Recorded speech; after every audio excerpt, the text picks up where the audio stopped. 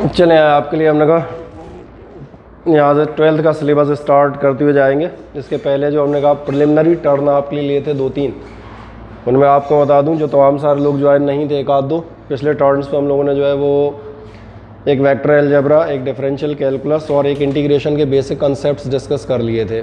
और ये कॉन्सेप्ट्स इसलिए डिस्कस कर लिए थे ताकि हमें यहाँ कहीं पर भी लगें तो फिर आप उनको रेफ़र कर सकें, आप आराम से उनका लाभ उठा सकें। दूसरी बात, यहाँ से जो हम स्टार्ट करेंगे इसके पहले का जवाब देखेंगे। जो पिछले 2-1 लेक्चर्स हैं जो लोग अटेंड नहीं कर पाए हों या कुछ दिक्कत रह गई, उनसे क्या कहा जाएगा, एक तो व्हाट्सएप ग्रुप पे शामिल होइएगा और रजिस्ट्रेशन के बाद मैंने कहा एक ऐप डाउनलोड कर लीजिएगा। सारे वीडियो लेक्चर्स पुराने मौजूद हैं। बाकी हमने कहा जैसे आप हैं, आप 11th पढ़े हुए हैं डिफरेंशिएशन वेक्टर वगैरह, तो कोई इतनी दिक्कत आपको नहीं आनी।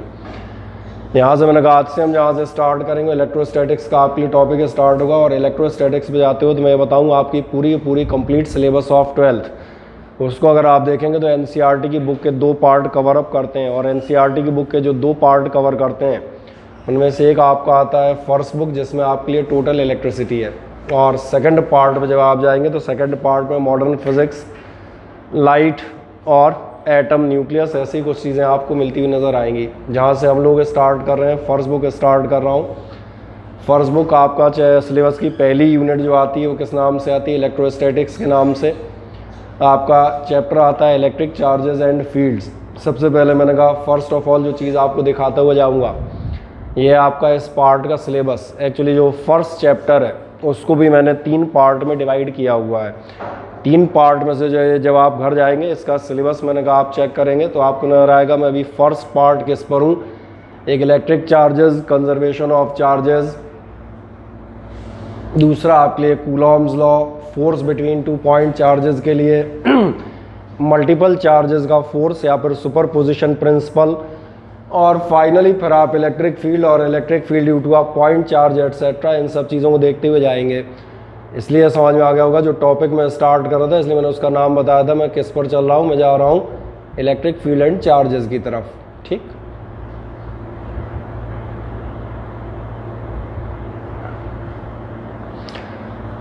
इसके अलावा आप देखेंगे इस चैप्टर में 2 पार्ट और मौजूद हैं जो अभी इस स्लाइड में मौजूद नहीं है, वो करस्पॉन्डिंग अगले लेक्चर्स में आएंगे। और जो सेकंड और थर्ड पार्ट है बताऊँ, एक इलेक्ट्रिक डाइपोल आपके आता है, electric field due to an electric dipole, axial position, equatorial position के नाम से आपको चीज़ें मिलेंगी, बिहेवियर ऑफ डाइपोल आएगा, और एक फाइनल टॉपिक आपके लिए आता है गॉसेस थ्योरम और इलेक्ट्रिक फ्लक्स का। तो इन 3 पार्ट में फर्स्ट चैप्टर को हम ख़त्म करते हुए आपका जाएंगे। जो सबसे पहला मैंने कहा बिल्कुल इनॉग्रेटरी पार्ट आएगा वो कौन सा आता है, इलेक्ट्रिक चार्ज। और इलेक्ट्रिक चार्ज में मैंने कहा ये जो टर्न हमारा रहेगा इसमें कोई हमें बहुत ज़्यादा फिजिक्स के तौर पे कोई बहुत ज़्यादा चीज़ें नहीं मिलती, क्योंकि समझ में आ रहा होगा सिलेबस का जहाँ इंट्रोडक्शन होता है वो तो शुरुआती एक इंट्रोडक्शन होंगे। जैसे इलेक्ट्रिक चार्ज के बारे में बात कर रहे हो तो इलेक्ट्रिक चार्ज क्या है, कितने टाइप के होते हैं, क्या छोटा मोटा behaviour, what is the unit of the charge, dimension of the charge, केवल हमने कहा इन प्रिलिमिनरी चीज़ों पर हम चर्चा करते हुए आएंगे। एक्चुअल जो इलेक्ट्रिसिटी वो तो समझ में आ रही होगी, एक आध टर्न बाद से आपकी कहीं स्टार्ट होती हुई जाएगी। फर्स्ट टॉपिक जैसे आप बढ़ते हैं इलेक्ट्रिक चार्जेस, इलेक्ट्रिक चार्जेस पर बढ़ते हुए इलेक्ट्रिसिटी पढ़ने जा रहे हैं। एक छोटी सी बात का ज़रा मुझे बताएं, क्या ऐसा कोई मुझे बताएगा इलेक्ट्रिसिटी क्या होती है?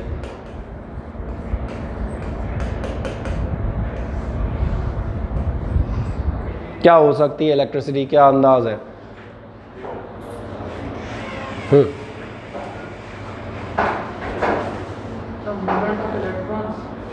गेट बंद कर दो, gate.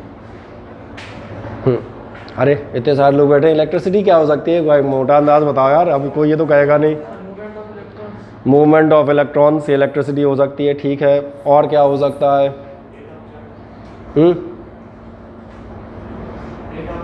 Rate of flow of charge, ये भी हो सकती है।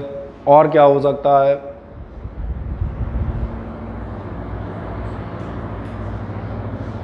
अंदाज लगाओ, सब 10th में इलेक्ट्रिसिटी के बारे में पढ़ के आए इसलिए पूछ रहा हूँ। और क्या हो सकती है इलेक्ट्रिसिटी?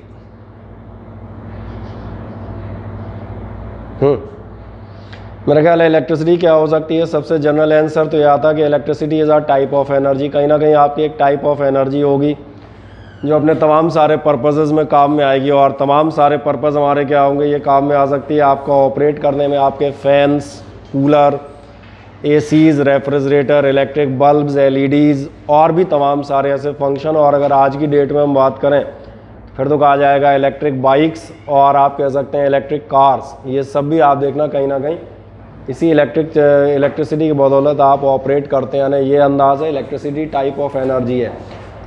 लेकिन आप जो बता रहे थे, हम बता दें फ्लो ऑफ इलेक्ट्रॉन या rate of flow of charge बहुत मॉडर्न फिनोमेना है अगर इलेक्ट्रिसिटी के हिसाब से देखोगे, और वो आपके लिए कहलाती है इलेक्ट्रिक करंट। हम जहाँ से स्टार्ट करेंगे आपकी इलेक्ट्रिसिटी लगभग मैंने कहा 2600 साल पहले के इतिहास से स्टार्ट करेंगे। 2600 ईयर्स एगो आप देखेंगे एक साइंटिस्ट हुआ करता था। साइंटिस्ट तो खैर उस ज़माने में नहीं होते थे, फिलोसफर कहना उचित होगा। तो ग्रीक फिलोसफर था थेल्स। और थेल्स का एक बहुत कॉमन सा एक्सपेरिमेंट आता है। ये एक्सपेरिमेंट आपने जब बता दें छोटी क्लास में भी पढ़ा हुआ है और आप अपनी टेक्स्ट बुक के फर्स्ट पेज पे भी इसे पाएंगे। ये एक्सपेरिमेंट आपको बताता है कि कोई प्लास्टिक कॉम्ब या ऐसी कोई चीज़ ले लें and rub it with your hair, क्या होगा, क्या अंदाज है? नहीं, चार्ज डेवलप नहीं होता। ये कहें ये छोटे छोटे ऑब्जेक्ट्स को आपका अट्रैक्ट करना स्टार्ट कर देता है। और छोटे छोटे जो ऑब्जेक्ट्स हम कह सकते हैं पेपर पीसेस, आपकी ड्राई लीव्स, इनको अट्रैक्ट करना स्टार्ट करेगा। और यही प्रॉपर्टी ऑफ अट्रैक्शन, ये ध्यान जाता है, प्रॉपर्टी ऑफ अट्रैक्शन आपके लिए कहलाती है इलेक्ट्रिसिटी। फर्दर ध्यान देखना, यहाँ से कुछ एक शब्द आते हैं छोटे छोटे, जैसे एक आता है स्टैटिक इलेक्ट्रिसिटी। स्टैटिक इलेक्ट्रिसिटी का मतलब है जिसमें आप चार्ज की प्रॉपर्टीज़, इलेक्ट्रिक फोर्स या ऐसी सारी चीज़ों को आप तब स्टडी कर रहे होंगे when the charge is at rest. और एक जो आप बता रहे थे वो थी करंट इलेक्ट्रिसिटी, जहाँ आप कह रहे थे rate of flow of charge. Current electricity का मतलब साफ है the charge is flowing through a conductor और कंडक्टिंग वायर, जो भी आप कहना चाहें। और आगे जाओगे, जो थेल्स वाली इलेक्ट्रिसिटी थी तुम्हें समझ में आ रहा होगा, ये स्टैटिक इलेक्ट्रिसिटी थी और इसको उस समय नाम दिया गया था फ्रिक्शनल इलेक्ट्रिसिटी। फ्रिक्शनल इलेक्ट्रिसिटी नाम देने का कारण ध्यान जा रहा है क्योंकि उस समय ऐसा सोचा शायद फ्रिक्शन, कोई भी दो चीज़ें रगड़ी, सिल्क और वह ग्लास रगड़ लिया, रगड़ने से क्या हो रहा है, बोले शायद फ्रिक्शन है और इसकी वजह से चार्ज डेवलप हो रहे हैं, प्रॉपर्टी आ रही है, तो उस समय इसको क्या नाम दे दिया गया, फ्रिक्शनल इलेक्ट्रिसिटी। मैंने कहा एक जनरल टर्मिनोलॉजी आपको समझ में आती है, हाँ या ना बताएं? ठीक है, कहीं से आप यहीं से स्टार्ट करते हुए जाएंगे। ध्यान देखें, यहाँ जैसे ही आप बढ़ेंगे पहली चीज़ जो आपको बताएगा इलेक्ट्रिसिटी के अकॉर्डिंग यही बताता हुआ जाएगा, the branch of physics which deals with the study of electric force, electric field, potential etcetera. ये समझ में आ रहा होगा, हम आगे के सिलेबस की बात कर रहे हैं। और सबसे खास बात, due to the charges at rest is called electrostatics.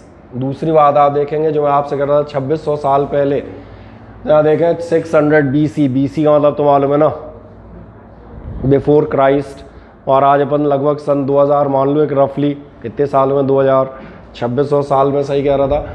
2500 साल पहले कौन था? एक ग्रीक फिलोसफर थेल्स था। और ग्रीक फिलोसफर थेल्स ने क्या काम किया हुआ है आप देखेंगे, observe that when amber is rubbed with wool it acquires a property of attracting object like small bits of paper or dry leaves etc। और ये जो प्रॉपर्टी आती है, इसी प्रॉपर्टी को उसने क्या नाम दिया था, that property was termed as the frictional electricity, आप कह सकते हैं स्टैटिक इलेक्ट्रिसिटी। कुछ एक एग्जांपल आते हैं उस समय जो आपने, हम कहते हैं तमाम सारे ऑब्जेक्ट्स को आपस में रब करके देखा। इनमें से ऑब्जेक्टिव पॉइंट ऑफ व्यू से केवल एक सेट याद रखिएगा, और वो सेट आता है ग्लास रॉड एंड, एक्चुअली पुराने ज़माने में जो आपके पॉजिटिव और नेगेटिव चार्ज की डेफिनेशन थी, वो पॉजिटिव और नेगेटिव चार्ज की डेफिनेशन इसी बेसिस पे दी गई थी कि जब आप ग्लास रॉड को सिल्क क्लॉथ से रब करेंगे तो ग्लास रॉड पे जो चार्ज होगा वो पॉजिटिव माना जाएगा, और जो सिल्क क्लॉथ पे चार्ज होगा वो आपका कैसा माना जाएगा, नेगेटिव। बाकी इस पॉजिटिव नेगेटिव की हम जहाँ चर्चा करेंगे, तो अभी थोड़ी देर बाद हम इसके लिए बात करेंगे इलेक्ट्रॉनिक थ्योरी या फ्री इलेक्ट्रॉन थ्योरी की। ये तो मैंने कहा वो बेसिक हिस्टोरिकल चीज़ें हैं जो आपको बताई गई हैं। इसके बाद आप देखेंगे इलेक्ट्रिक चार्ज आप किसे मानेंगे। सवाल ये भी आता है चार्ज आखिरकार क्या होता है। तो चार्ज का मतलब है कोई भी ऐसी प्रॉपर्टी जिसकी वजह से आपकी बॉडीज़ इलेक्ट्रिक और मैग्नेटिक इफेक्ट्स या तो प्रोड्यूस करती हैं और या फिर एक्सपीरियंस करती हैं। इलेक्ट्रिक और मैग्नेटिक इफेक्ट में आपका ध्यान जाएगा, यहाँ जब हम चार्ज की डेफिनेशन पे जाएंगे तो आप क्या कहते हैं, the property associated with matter due to which it produces और या फिर एक्सपीरियंसेस। और क्या experiences? Electrical and magnetic effects. सवाल आता है इलेक्ट्रिकल तक तो ठीक था, मैग्नेटिक कहाँ से आ जाते हैं, किसी को ये याद है? मैं 10th का एक चैप्टर याद दिलाता हूँ। 10th का चैप्टर था मैग्नेटिक इफेक्ट ऑफ करंट। इसका मतलब तुम्हें समझ में आ रहा होगा, जिस चार्ज की आप चर्चा कर रहे हो इलेक्ट्रिकल इफेक्ट यानी करंट तो देता ही है, इन एडिशन टू इट आपका क्या दे रहा होता है? मैग्नेटिक इफेक्ट भी दे रहा होता है। इसलिए आप जब आगे जाएंगे तो ये ब्रांच आपकी कहलाती है इलेक्ट्रोमैग्नेटिज्म। मैं छोटी सी बात याद दिलाता हूँ, पिछले साल केमिस्ट्री में आपने पढ़ा होगा electromagnetic waves, the words are combined. Electromagnetism का मतलब ये electricity and magnetism these are not separable, एक साथ ही हैं। और डेफिनेटली यही हम आगे जो इतने दिनों पढ़ाएंगे उसमें डिस्कस भी करेंगे। कुछ एक मनोरंजक बातें पुरानी वाली फॉर्मेलिटी के लिए दी हुई, कौन कौन सी चार्ज आपके 2 टाइप के होते हैं, आई होप सो सबको मालूम होगा। ये भी याद होगा, लाइक चार्जेस अनलाइक चार्जेस, तो इस पर तो कोई चर्चा नहीं करनी है। एक छोटा सा काम करें, यहाँ से उद्घाटन कर लेते हैं, है ना। एक सिंपल सा काम कीजिएगा, एक इलेक्ट्रिसिटी की हेडिंग डाल दीजिएगा। शॉर्ट नोट्स हम यहाँ पर फॉर्म करते हुए जाएंगे रफ में, ठीक है ना।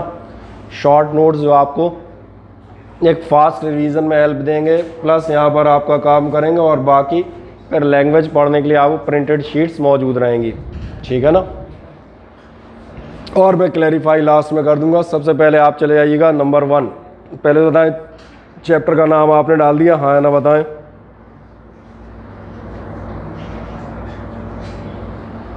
बढ़िया, तो फर्स्ट हेडिंग आप ये डाल दें। फर्स्ट हेडिंग आप डाल दीजिएगा इलेक्ट्रोस्टैटिक्स। फर्स्ट हेडिंग आप जाएंगे इलेक्ट्रोस्टैटिक, डैश मार के लिख दीजिएगा। ये तो सब फॉर्मेलिटी हैं ताकि इससे ये शुरुआत हो जाए, सब्जेक्ट ही अपने लगने लगे कि हम पढ़ने लगे, बाकी इनका कोई बहुत ज़्यादा महत्व नहीं है। इलेक्ट्रोस्टैटिक हेडिंग डाल दी, हाँ ना बताएं। इसमें आप बता दीजिएगा deals with the study of electric force, dash मार के आप बताएंगे deals with the study of electric force, electric field, deals with the study of electric force, electric field, potential due to charges at rest, electric potential etc. due to charges at rest। ठीक, अब एक next heading आएगा frictional electricity. Next आप क्या लेंगे? Frictional electricity. Frictional electricity में आप dash मार के लिख दीजिएगा Thales observed. Frictional electricity Thales observed when amber is rubbed with wool. Thales observed when amber is rubbed with wool.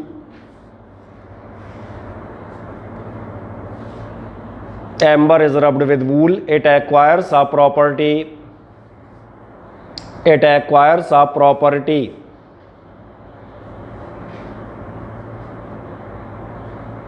of attracting, property of attracting small bits of paper, property of attracting small bits of paper, dry leaves,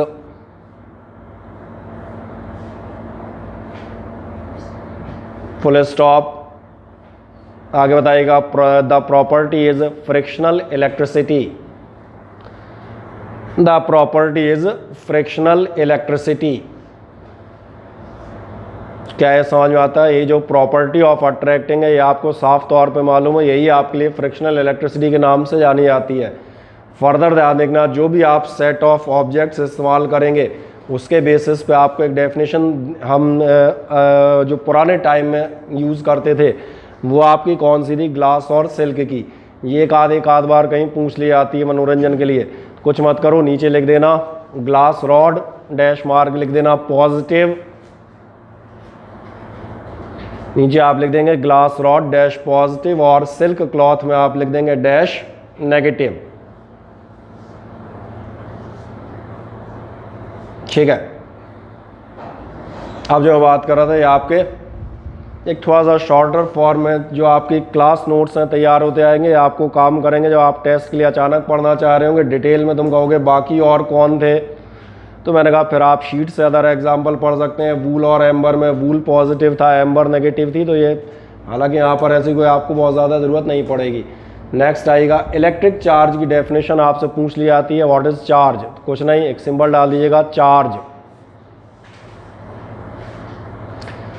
और charge में dash मार के आप लिखेंगे property associated with matter. Charge में आप बता दीजिएगा property associated with matter due to which property associated with matter due to which electrical or magnetic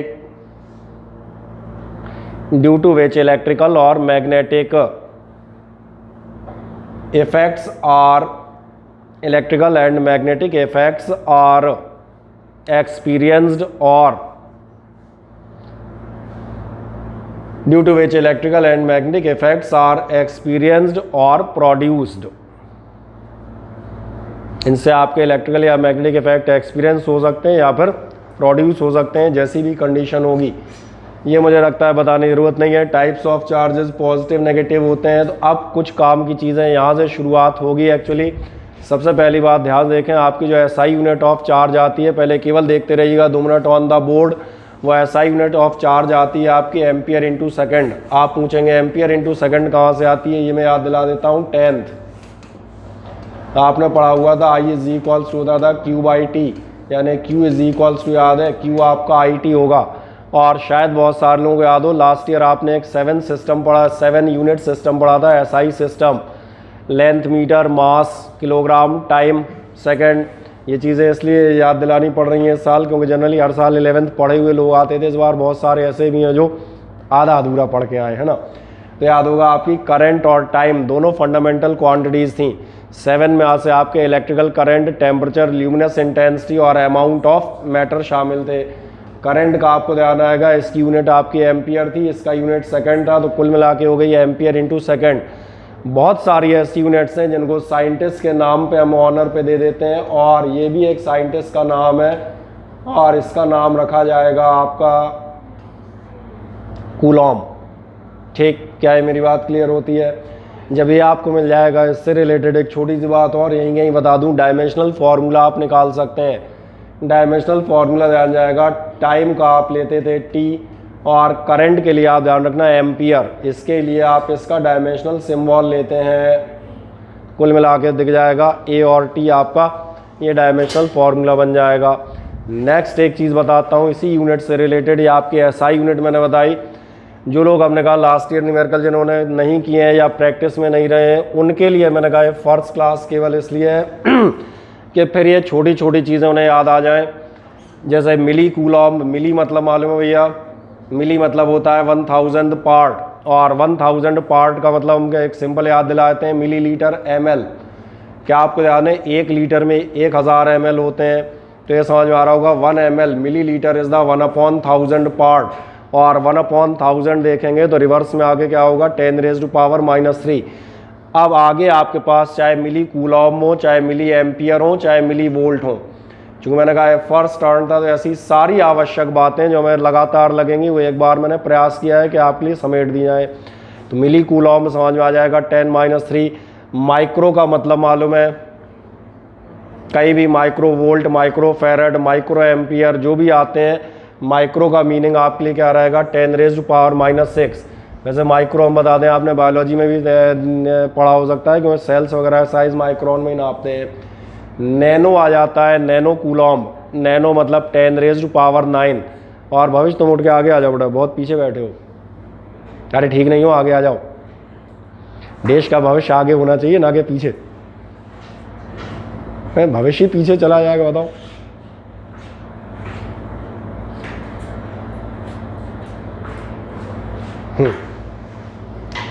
further एक छोटी सी चीज़ याद दिलाते हैं, सीजीएस यूनिट आपकी कौन सी होती है? तो सीजीएस यूनिट याद देखना, सीजीएस यूनिट आती है आपकी स्टेट कूलॉम। इसी यूनिट को आप कई बार ईएसयू के नाम से भी जानते हैं, इलेक्ट्रोस्टैटिक यूनिट। और याद देखना, इसको भी एक साइंटिस्ट के नाम पे कहा जाता है, ये कहलाती है फ्रैंकलिन। और इसके साथ एक महान बात है, ये आपके चार्ज की स्मॉलेस्ट यूनिट है। नीचे आप चेक करेंगे तो लाइन आपको मिल जाएगी फ्रैंकलिन या ESU of charge is the smallest unit of charge, जबकि सबसे बड़ी यूनिट जो आप इस्तेमाल करते हैं वो आपकी है फैराडे, और एक फैराडे होते हैं 96,500 कूलॉम। फैराडे जो आपकी चार्ज की यूनिट है, इसका इस्तेमाल हम अपने लिए फ़िज़िक्स में बहुत कम करेंगे। इसका इस्तेमाल आप देखेंगे केमिस्ट्री में होता है, जहाँ आप इलेक्ट्रोकेमिस्ट्री पढ़ रहे होते हैं, और शायद इलेक्ट्रोकेमिस्ट्री इलेक्ट्रोलिसिस ये तुम्हारे 11th में थे कि 12th में? 12th में होंगे डेफिनेटली। जो आप 12th में टॉपिक पढ़ेंगे तो आपको ये यूनिट उसके न्यूमेरिकल्स में मिलेगी। फैराडे कितना होता है? 96,500 कूलॉम। बाकी हम तो चार्ज के सारे डिटेल पढ़ ही रहे हैं। एक कूलॉम में कितने स्टेट कूलॉम होंगे वो आप याद रखेंगे, 3 × 10⁹ बाकी डायमेंशनल फार्मूला आपको याद ही है, तो क्या है जनरल चीज़ें समझ में आती हैं। ये वो मेन पॉइंट्स हैं जो आपको याद ही रखने हैं, यानी यहाँ से वो बेसिक कंसेप्ट स्टार्ट हो गए जो आपको भी याद रखने पड़ेंगे। एक काम करते हैं, लास्ट आपने शायद वो लिखा था, बढ़िया, तो एक काम करते हैं, नीचे आप लिख दीजिएगा SI यूनिट, लिखते जाओ। इंपॉर्टेंट पॉइंट्स हैं, छोटे छोटे स्टार बना के लिखते जाना। SI यूनिट आपकी आएगी एम्पियर सेकंड, और पर मत लगा देना अपनी तरफ से, बहुत सारे लोगों की आदत होती है एम्पियर और पर तो बोले जेब में ही रखा था, बोले खट लगा दिया। तो ये है एम्पियर इंटू सेकंड। क्या आपने लिखा है SI unit of, SI unit आप बताएंगे एम्पियर सेकंड और कूलॉम, एम्पियर सेकंड और कूलॉम, ठीक है, कोई दिक्कत नहीं है। पहली बार हम लोग स्टार्ट कर रहे हैं, इसलिए आप चाहें तो ये चीज़ भी नोट कर दें, जहाँ ज़रूरत पड़ेगी हम इसको रेफ़र कर लेंगे। मिली कूलॉम का मतलब होगा 10⁻3, सारे न्यूमेरिकल्स में रोज़ लगेगी हमें ये। जिन्होंने 11th में न्यूमेरिकल किए हैं उन्हें ध्यान होगा, लग जाती हैं चीज़ें। और जाएंगे इस बाद 1 माइक्रो कूलॉम का मतलब होगा 10⁻6, और नैनो कूलॉम का मतलब हो जाएगा 10⁻9। और रिपीट कर दूं, ये कहानी सिर्फ कूलॉम के लिए नहीं है, ये आपके वोल्ट, एम्पियर, टेस्ला जो भी होंगे, क्योंकि यहाँ पर वर्ड कौन सा याद रखना है, मिली, माइक्रो और नैनो, 99% यही होंगे, एक आध कोई और आएगा तब की तब देख लेंगे, मेन ये है। क्या ये क्लियर हो गया? हाँ या ना? अब एक का ये आपने लिख दिया 10⁻9। नेक्स्ट आ जाइएगा CGS यूनिट। नेक्स्ट आप बढ़ेंगे CGS यूनिट। CGS यूनिट में डैश मार के आप लिख दिएगा स्टेट कूलॉम और ESU। CGS यूनिट में आप बताएंगे स्टेट कूलॉम और ESU, और इसका एक और तीसरा नाम क्या होगा? फ्रैंकलिन, तो वो भी आप लिख देंगे फ्रैंकलिन। डैश मार के आप लिख दिएगा smallest unit of charge. Dash मार के आप क्या लिख देंगे? स्मॉलेस्ट यूनिट ऑफ चार्ज, सबसे छोटी यूनिट आपकी यही रहेगी। तो फिर एक क्वेश्चन और बनेगा, जब कह रहा हूँ सबसे छोटी है तो आदमी ये भी तो पूछेगा कितनी छोटी है, तो कितनी छोटी है का जवाब कहाँ मिलेगा? कितनी छोटी है का जवाब यहाँ कहीं मिलेगा, इसको दिखा दीजिएगा। ये आपकी कितनी होती है? 1 कूलॉम होते हैं 3 × 10⁹ स्टेट कूलॉम। चाहे आप स्टेट कूलॉम लिख दें, चाहे आप ESU लिख दें, 1 coulomb is equals to 3 × 10⁹ state coulomb. क्या मिल गया? हाँ ना बताएं। बढ़िया। इसके बाद आपने डायमेंशनल फार्मूला दिखा देना है। नेक्स्ट आप दिखा दिएगा डायमेंशनल फार्मूला, यहाँ से डायमेंशंस की भी स्टार्टिंग हो जाएगी। Q इज इक्वल्स टू 80,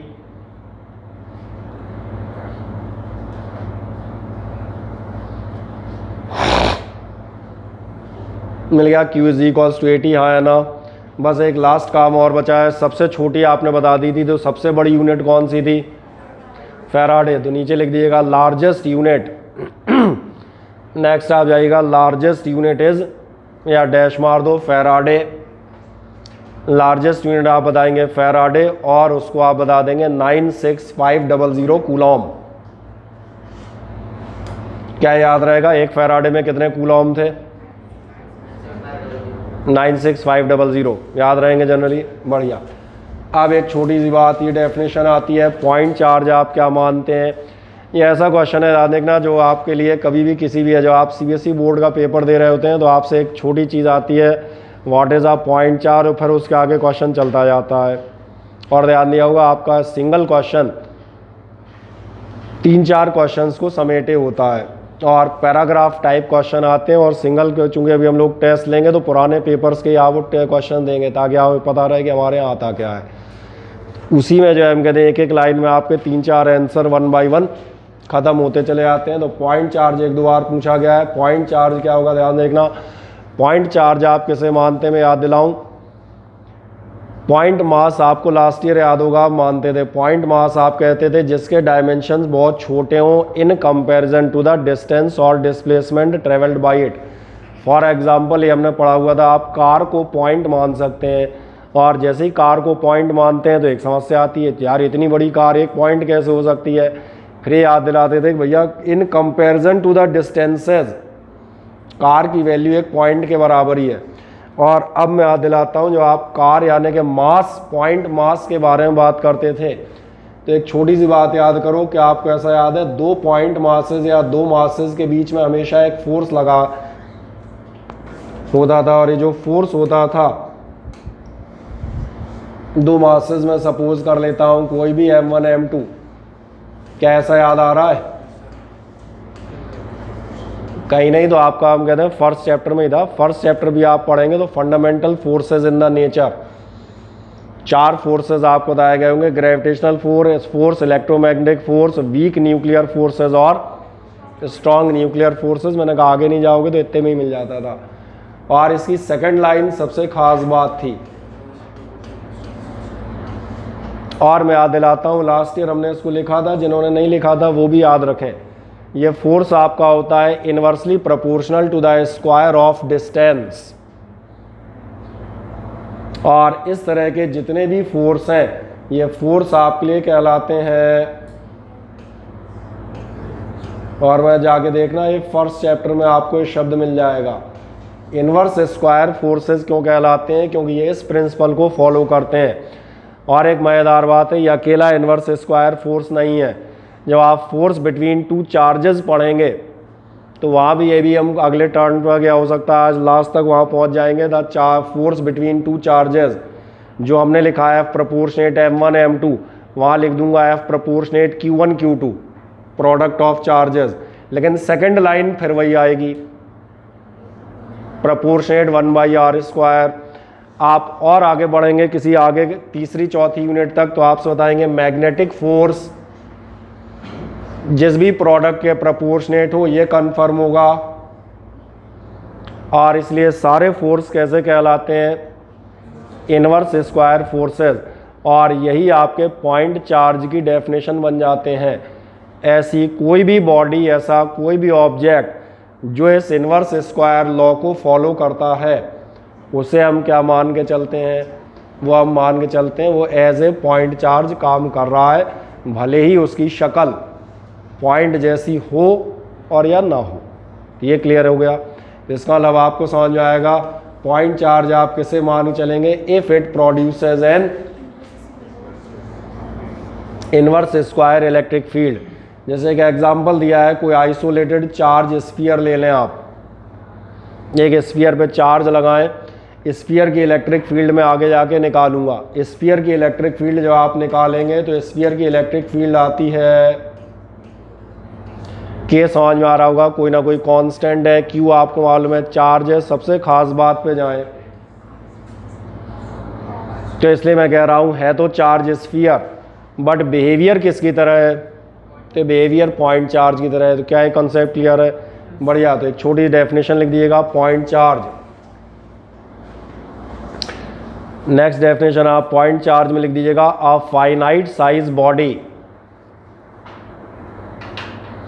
लिख देंगे a finite size body which produces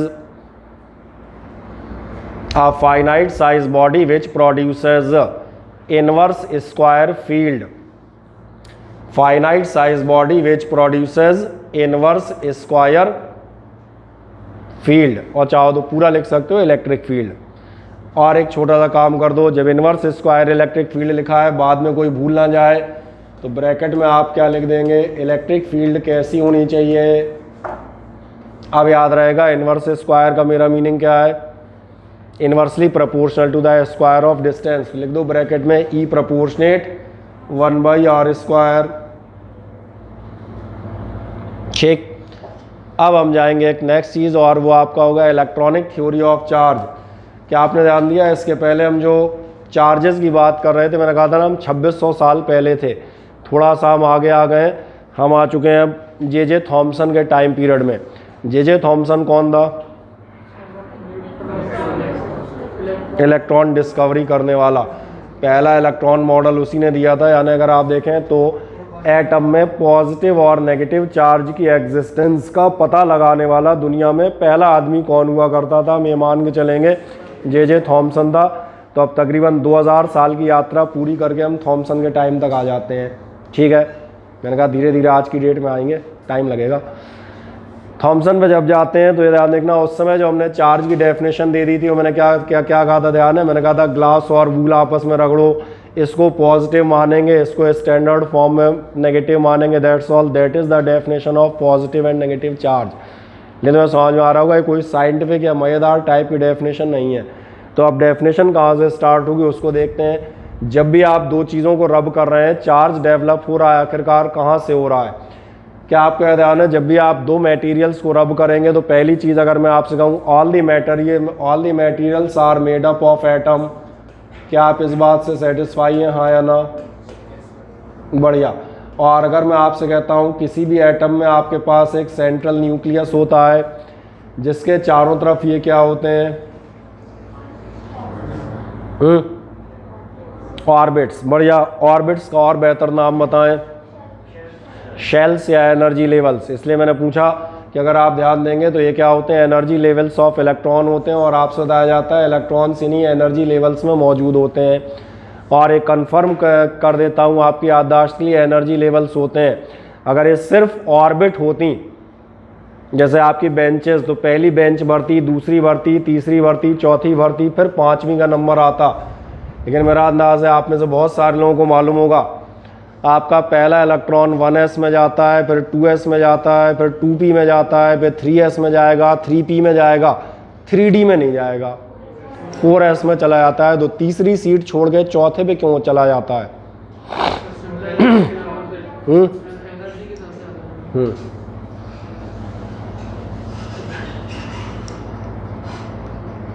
इतना बहुत है याददाश्त जगाने के लिए। ऑफ बॉर रूल होता था जो बताएगा इसकी एनर्जी उससे कम और उसकी एनर्जी इससे ज़्यादा, यही सब पढ़ रहे थे। तो इसका मतलब ये कन्फर्म है, these are the energy levels.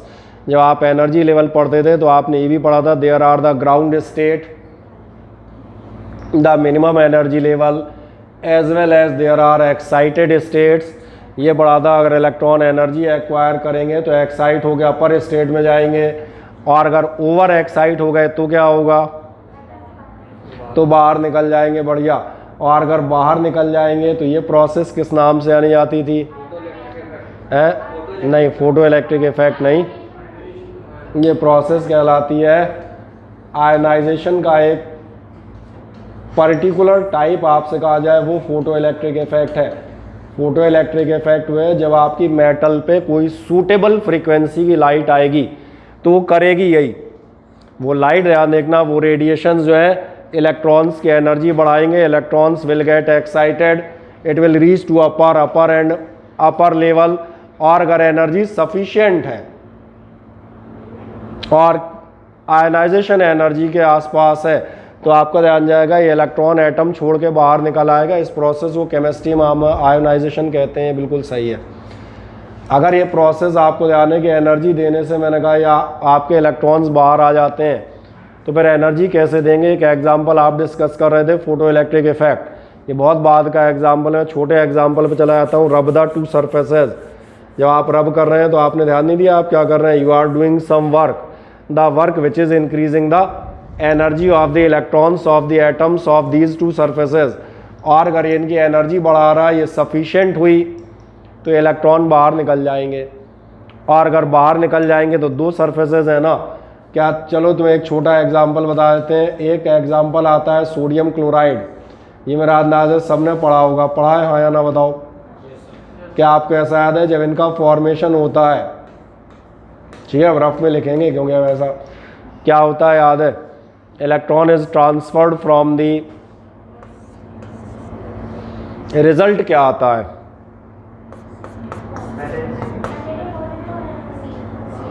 Sodium का पास पॉजिटिव आयन होता है, क्लोरीन का नेगेटिव आयन होता है। और यहाँ नहीं, 10th से आप मेटल्स की यही डेफिनेशन पढ़ते आए। Metals are those substances which lose electrons easily and form the positive ion. Non metals are those which gain और receive the electron and form the negative ion. बस, तो ये जो आपके सामने इतनी कहानी बनी हुई है, ये इलेक्ट्रॉनिक थ्योरी ऑफ चार्ज को बिल्कुल क्लियर कर देती है। मैं पहले एक बार सुना देता हूँ, ये आपसे क्या कहता है, all the materials are made up of atoms, the electrons of outer most orbits are called free electrons. जो ये भी याद आ गया होगा, फ्री इलेक्ट्रॉन वर्ड भी हम छोटी क्लासेस में सुन के आते हैं। मेटल्स के पास फ्री इलेक्ट्रॉन्स होते हैं, वही इन्हें आसानी से लूज़ करती हैं, इसलिए ये आप देखेंगे पॉजिटिव नेचर शो करती हैं। केमिस्ट्री में या फिर इलेक्ट्रिसिटी सरी की चीज़ों में आप कहते थे these are the good conductors. क्यों good conductors? Because these are providing a large number of free electrons. तो जो मैं सेंटेंस ले रहा था, मैंने कहा फ्री इलेक्ट्रॉन होंगे। अगर फ्री इलेक्ट्रॉन होंगे तो आगे चलते हैं, क्यों फ्री इलेक्ट्रॉन है? Because these can be detached easily. और अगर आप डिटैच कर सकते हैं तो फिर फाइनल बात आ गई, ऑन रबिंग टू सरफेसेस इनकी एनर्जी इंक्रीज होगी डेफिनेटली एक सरफेस के इलेक्ट्रॉन। और आपको ये भी समझ में आ जाएगा, जो सरफेस इलेक्ट्रॉन लूज करेगी वो पॉजिटिवली चार्ज होती जाएगी, और वो सरफेस जो इलेक्ट्रॉन गेन कर रही होगी वो नेगेटिवली चार्ज होती जाएगी। तो मैंने कहा था आपको सब मालूम है, मैं केवल उसे सिस्टमेटिक अरेंज कर देता हूँ, दैट्स ऑल। और एक छोटा सा वर्ड यहाँ पर दूंगा, ये वर्ड आपका अगर आपको याद हो पिछले साल आपके लिए कहलाता था आयोनाइजेशन एनर्जी। आयोनाइजेशन एनर्जी थी किसी भी इलेक्ट्रॉन को बाहर निकालने के लिए जितनी मिनिमम एनर्जी रिक्वायर्ड है। फिजिक्स में हम इस वर्ड को हल्का सा चेंज कर देते हैं, हमारे पास ये वर्ड रहेगा, डेफिनेशन वही है जो भी आप सुन रहे थे। वर्क फंक्शन का मतलब ये है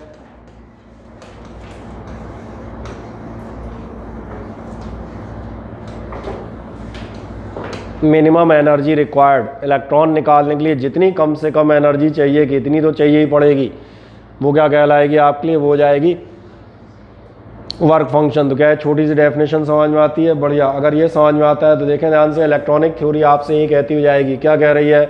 जो मैं आपसे बात कर रहा था, पढ़ें आराम से। ये कह रहा है all the bodies are made up of atoms and every atom is electrically neutral. फिर क्या कहेगा? Containing as many electrons as the number of protons in the nucleus. सारी बातें मालूम है। The electron revolve around the nucleus in circular orbits and the electrons of outer most orbit are called free electron. सवाल बनता है free electrons आपने क्यों कहा? तो फ्री इलेक्ट्रॉन का रीजन भी दे दिया, as these can be detached easily from the atom by supplying external energy. फिर क्या होगा? The minimum amount of energy, जो आपके लिए minimum amount of energy required होगा, इस मिनिमम अमाउंट ऑफ एनर्जी को क्या है आपको ये समझ में आता है? वर्क फंक्शन कहलाता है।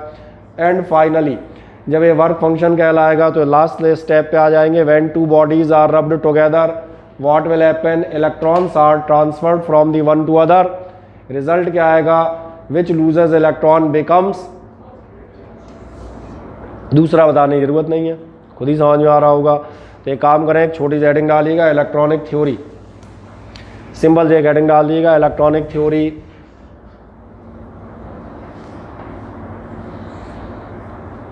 इलेक्ट्रॉनिक थ्योरी में आप इन शॉर्ट हम इसको लिखते हैं, पूरा नहीं लिखेंगे। इसमें आप बताइएगा all the bodies are made up of atoms, all the bodies are made up of atoms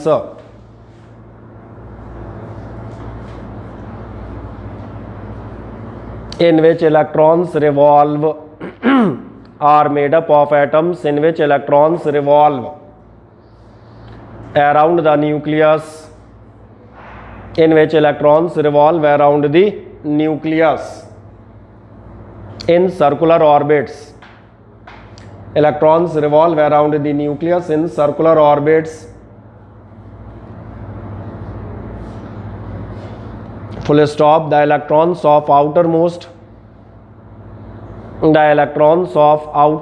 shell, चाहे shell कह दें चाहे orbit कह दें, the electrons of outermost shell are free electrons.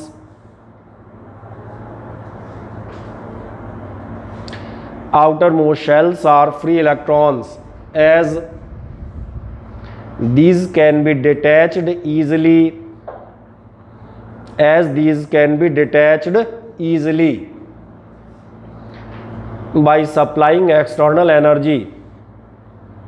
These can be detached easily by supplying external energy. क्या इतने में कोई समस्या है? अगर आप एनर्जी देंगे तो हो जाएगा। अब यहाँ से एक मेन डेफिनेशन आएगी जो अलग से लिखिएगा। पैराग्राफ चेंज करके आप लिख देंगे the minimum energy required. Paragraph change कर देना, the minimum energy required to draw out a free electron. The minimum energy required to draw out a free electron क्या कहलाएगी? Work function. तो डैश मार्क लिख दीजिएगा, वर्क फंक्शन ड्रॉ आउट है आ free electron dash, क्या आप लिख दिया वर्क फंक्शन, और वर्क फंक्शन को 2 बार अंडरलाइन कर देना ताकि तुम्हें दिखता रहे और भविष्य में तुम्हें को पूछे क्या होता है वर्क फंक्शन तो आप उसे बता दें, ठीक है ना। अब एक नेक्स्ट जाएंगे, वर्क फंक्शन से क्या होगा ध्यान देखना, इलेक्ट्रॉन इधर से उधर ट्रांसफर होंगे जब निकलेंगे। पैराग्राफ चेंज कर दिएगा, on rubbing two bodies, on rubbing two bodies together, on rubbing two bodies together, on rubbing two bodies together electrons are transferred from together electrons are transferred from one to another, electrons are transferred from one to another। और अब सबसे खास बात आप क्या चीज़ बताएंगे, नीचे आप बताइएगा नंबर 1,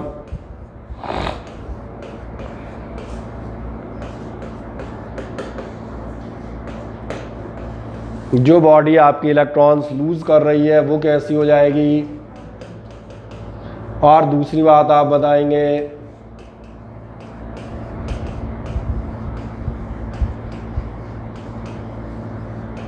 बॉडी गेनिंग इलेक्ट्रॉन्स, ये आपकी कैसी हो जाएगी नेगेटिव।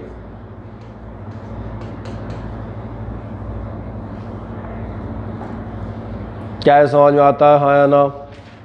यही मैंने कहा, भूल जाओ तो सोडियम क्लोरीन बढ़िया एग्जाम्पल है, सोच लेना अपने आप दिख जाएगा।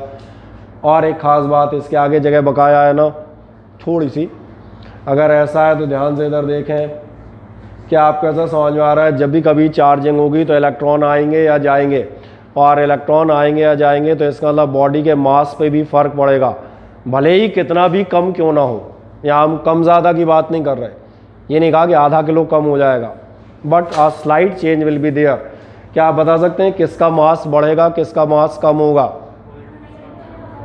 नेगेटिव वाले का बढ़ जाएगा। आप सही कह रहे हैं, क्योंकि इलेक्ट्रॉन्स आ रहे हैं तो इसमें आप आगे बता दीजिएगा इसका मास बढ़ जाता है और इसका मास, ये सिंबल तो समझ में आ जाते हैं ना। हाँ, कोई सोचे मास नीचे हम क्या गाड़ने जा रहे हैं, इसलिए मैंने बताया कोई बात नहीं, 1-2 टर्न पढ़ेंगे तो सिंबल समझो इस्तेमाल करते हैं, वाकिफ़ हो जाएंगे आप, ठीक है, बढ़िया। अब एक सवाल बनेगा, ये जो आपका मास कम ज़्यादा होगा ये कितना होगा? तो तुम्हें मालूम है ये होगा इलेक्ट्रॉन के मास का मल्टीपल।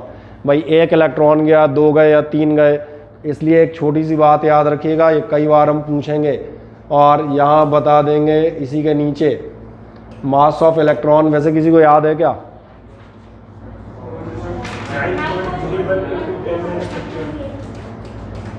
बढ़िया, याद रखिएगा कभी ज़रूरत पड़ सकती है। मास ऑफ इलेक्ट्रॉन कितना होता है?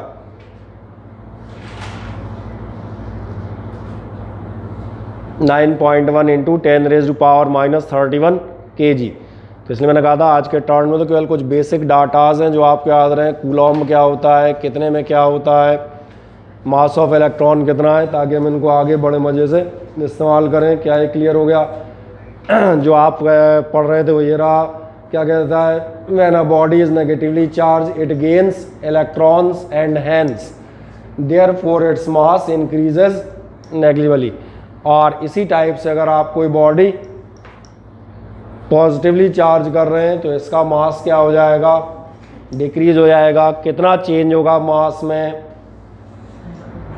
n इंटू एम ही समझ में आ रहा है। n मतलब जितने इलेक्ट्रॉन तुमने दिए हो, इलेक्ट्रॉन का 2 गुना 3 गुना 4 गुना है, तुम्हारे ऊपर है कितने ट्रांसफ़र तुमने किए थे। और लास्ट कहानी मास ऑफ इलेक्ट्रॉन, मैंने इसलिए पूछा था कि आप में से कुछ लोगों को तो याद होना ही चाहिए कम से कम 9.1 इंटू 10⁻31। अब ये मान चलेंगे अब सबको याद हो जाएगा अगले टर्न तक, ठीक है ना, क्योंकि इनमें से कोई भी ऐसी बात नहीं है जो छोड़ने लायक हो, सारी याद ही करने वाली बात है। अब एक लास्ट सवाल और आता है methods of charging. Methods of charging में ध्यान देखना, सबसे पहला मेथड आपने पढ़ लिया, वो क्या था, दो चीज़ों को आप रगड़ते हैं तो आपस में चार्ज हो जाएंगे, दैट्स ऑल। ये तो एक नॉर्मल सा मेथड है ही। इसके अलावा अगर किसी ऑब्जेक्ट को आपको चार्ज करना हो तो फिर उसका क्या तरीका हो सकता है, कैसे चार्ज करोगे उसको।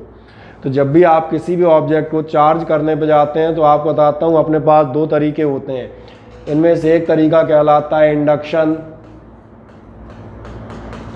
और एक दूसरा तरीका कहलाता है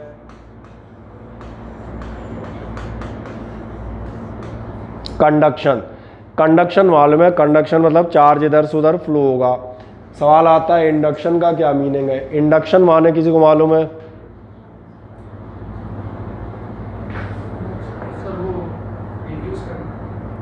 हाँ मतलब क्या करना।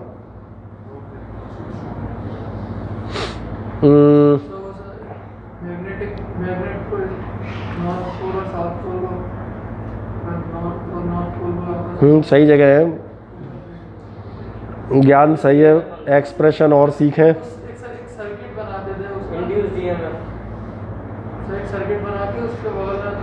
ठीक है, ये अनुपम के बगल में बालक बैठा है, इसका नाम क्या है? शिवम। अरे ये यार गलत सलत नाम रख के आ जाते हो यार, एक नाम के 2-3 आदमी नहीं होने चाहिए। है एक बेचारा पीछे बैठा है, बताओ। ठीक है, और एक शिवा कहाँ है, वो भी कंफ्यूजन वाला नाम है, तो शिवा और शिवम, जरा सा एम खिसक जाए तो इधर से मामला उधर हो जाए। चले तो शिवम सिंह जी नए वाले, आप ये बताएं आप मेरे यहाँ पढ़ने क्यों आए?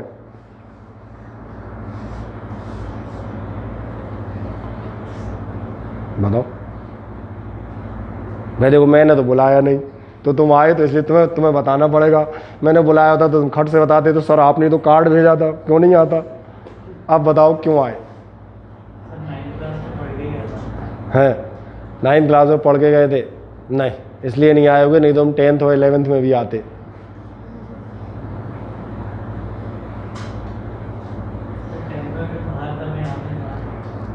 मैं तो बता देता हूँ तुम क्यों आए। अगर तुमने सही जवाब देते तो तुम बगल की तरफ देखते, बोले साहब ये बगल में जो अनुपम त्रिपाठी रहे इसने ही फंसवा दिया।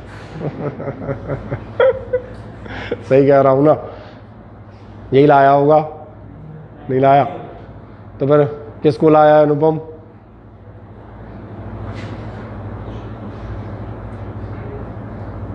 बस यही है इंड्यूस्ड स्टूडेंट का एग्जाम्पल, यही इंडक्शन कहलाता है भैया। इंडक्शन मतलब समझ में आ जाता है। इंडक्शन यही होता है, बोले हम तो मज़े ले ही रहे हैं तुम भी लो, बस यही होता है। जहाँ जब इंडक्शन समझाएंगे तब यही दिखाएंगे, चिंता मत करना। जो अभी कह रहा हूँ ना तो लग रहा हो मजाक कर रहे हैं, बोले हम मज़े ले रहे हैं तुम भी लो, यही इंडक्शन है। लेकिन आप चाहे इलेक्ट्रोमैग्नेटिक इंडक्शन जो आप इंड्यूस्ड ईएमएफ की बात कर रहे थे, चाहे वहाँ जाइएगा, चाहे आप इलेक्ट्रिकल इंडक्शन में जाएं, और चाहे मैंने कहा आप मैग्नेटिक इंडक्शन में जाएं। We will have this word induction many times in our syllabus, but each time I will go through the same meaning, ताकि आपको याद बना रहे। आए देखें क्या होता है इंडक्शन। एक बहुत साधारण सा काम करते हैं, चलो फिगर से दिखाते हैं। लाओ ज़रा देखो ध्यान से, अपने पास जो है ये एक मान के चलेंगे कंडक्टर है, और इस कंडक्टर को मुझे करना है चार्ज। कौन से कंडक्टर की बात कर रहा हूँ? इस वाले की। अगर इस कंडक्टर को मैं चार्ज करना चाह रहा हूँ तो क्या आपको ऐसा याद है, अभी थोड़ी देर पहले हम बात कर रहे थे, हर कंडक्टर में एटम्स होते हैं। एटम्स होंगे तो फ्री इलेक्ट्रॉन्स होंगे, और एक मज़ेदार बात है, जब फ्री इलेक्ट्रॉन होंगे तो जिनसे फ्री हुए हैं वो पॉजिटिव आयंस भी होंगे, क्योंकि एटम से जब भी इलेक्ट्रॉन फ्री होगा तो अकेला नेगेटिव इलेक्ट्रॉन फ्री नहीं होता, बदले में पीछे पॉजिटिव आयंस भी छूट जाता है। यानी हर कंडक्टर में इंटरनली पॉजिटिव और नेगेटिव चार्जेस मौजूद होते हैं in terms of the free electrons and cations या पॉजिटिव आयंस। हाँ, होता क्या है, जनरल याद देखना, जनरल ये इधर उधर भटकते रहते हैं तो इनका कोई सेंस नहीं निकलता। थोड़ा सा याद करें, पिछले साल अगर आप एक पोटेंशियल डिफरेंस लगाते, पोटेंशियल डिफरेंस क्या होता है, एक पॉजिटिव नेगेटिव, ये केवल उन आयंस को या उन चार्जेस को मोशन का एक डायरेक्शन दे देता है, पॉजिटिव वाले इधर जाओ, नेगेटिव वाले उधर जाओ, तो तुम्हारा रिजल्ट तुम्हें समझ में आता है। जो फ्लो ऑफ चार्ज होता है that is known as the electric current. आप जरा ध्यान देखें, इसी चीज़ को हम इस्तेमाल करते हैं। मेरे पास रॉड थी, इसमें पॉजिटिव नेगेटिव चार्ज अंदर अंदर ही मौजूद हैं, दिखेंगे नहीं क्योंकि ओवरऑल इंटरमिक्स हैं, तो इनका असर आपको नज़र नहीं आएगा। अब आप एक काम करें, एक रॉड लाएं पॉजिटिवली चार्ज्ड, और ध्यान रखिएगा सिर्फ लाइएगा, डोंट टच। अपने को सिर्फ इंडक्शन बातों से करना है, सिर्फ सामने वाले को बताना है कि सर बहुत अच्छा पढ़ाते हैं उनके यहाँ, चलो। किसी को अपने को बांध के घसीट के नहीं लाना है, बोले चल रहा है कि ये 2 और लगाऊंगा, नहीं गया तो ऐसा नहीं करना। So don't touch, just induced.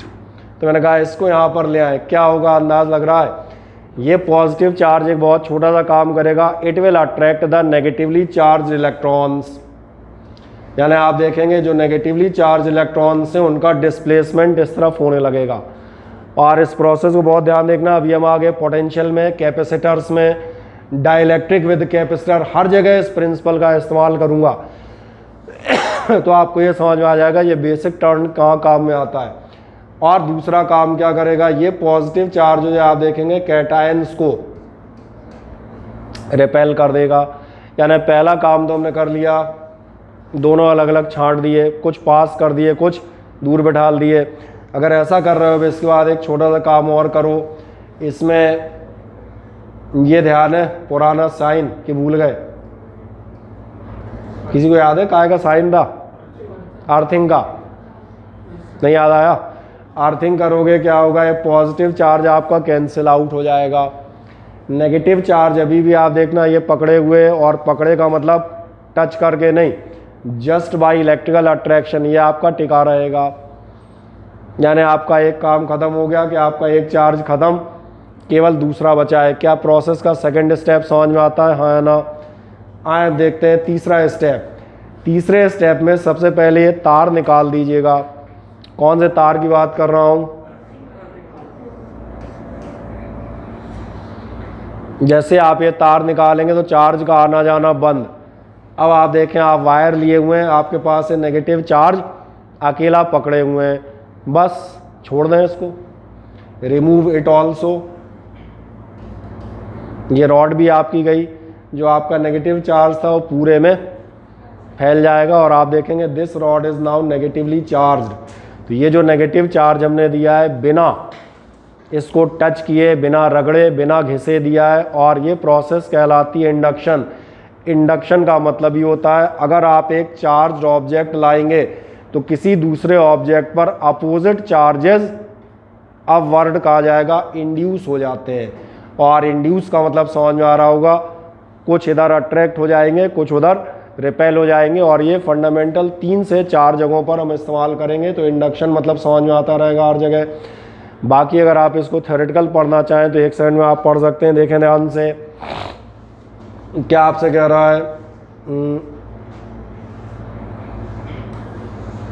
ये आपका बाय इलेक्ट्रोस्टैटिक इंडक्शन। ये कह रहा है फिर positively charge rod is brought. अगर आप एक पॉजिटिवली चार्ज रॉड लाते हैं नियर एन इंसुलेटेड कंडक्टर, यही लेके आए हुए हो, तो क्या होगा, देन आपसे क्या कहेगा, जो आपके नेगेटिव चार्जेस हैं in the conductor will be attracted towards the rod, ये रॉड की साइड अट्रैक्ट हो जाएंगे। फर्दर आपसे क्या कहेगा, as a result there will be an excess of negative charge at the end of the conductor near, जो पास वाला सिरा है उस पर नेगेटिव चार्ज की एक्सेस यानी इलेक्ट्रॉन्स होंगे। उल्टा ध्यान देखना, दूसरी साइड में क्या होगा, and the excess of positive charge at the far and. क्या है, मेरी बात समझ में आई? और यही phenomena, the displacement of positive and negative charges, यही फिनोमेना आपके लिए क्या कहलाता है,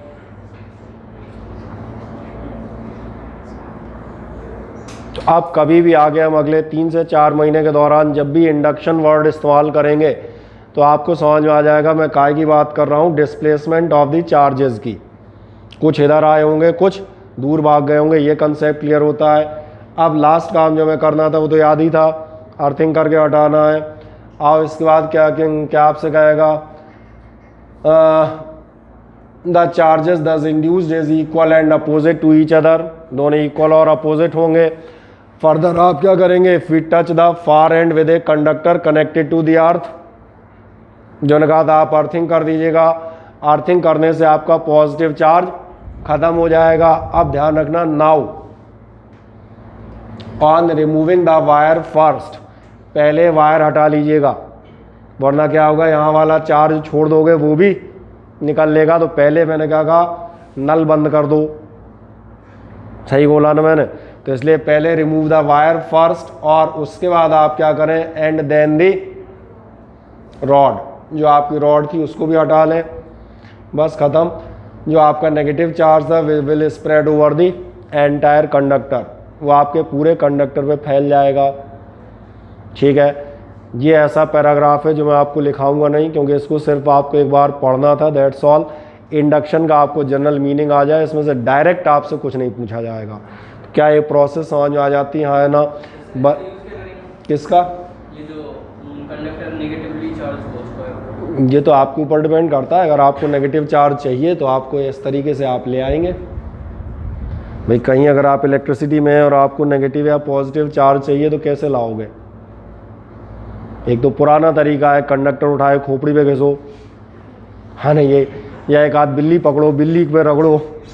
हाँ, एग्जाम्पल ये आता है, when ebonite is rubbed with cats skin, अब बिल्ली ही पकड़ते घूमते रहोगे। तो इससे बेहतर है ऑलरेडी एग्जिस्टिंग चार्ज की हेल्प से भी हम नया चार्ज डेवलप कर सकते हैं, इसलिए मैंने कहा आप ऐसे कर सकते हैं।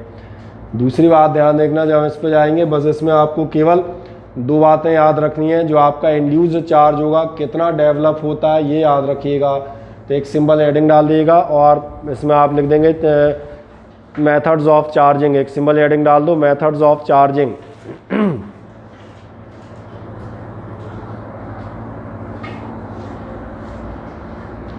मेथड्स ऑफ चार्जिंग में आप नंबर ए बता दीजिएगा, इंडक्शन।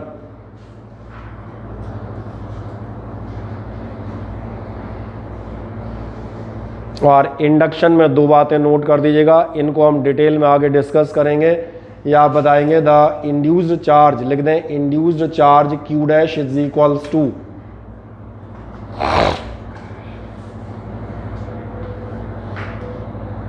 लिख दें आराम से, कोई दिक्कत नहीं। कि आपने लिखा induced charge Q dash is equals to minus Q 1 minus 1 upon K।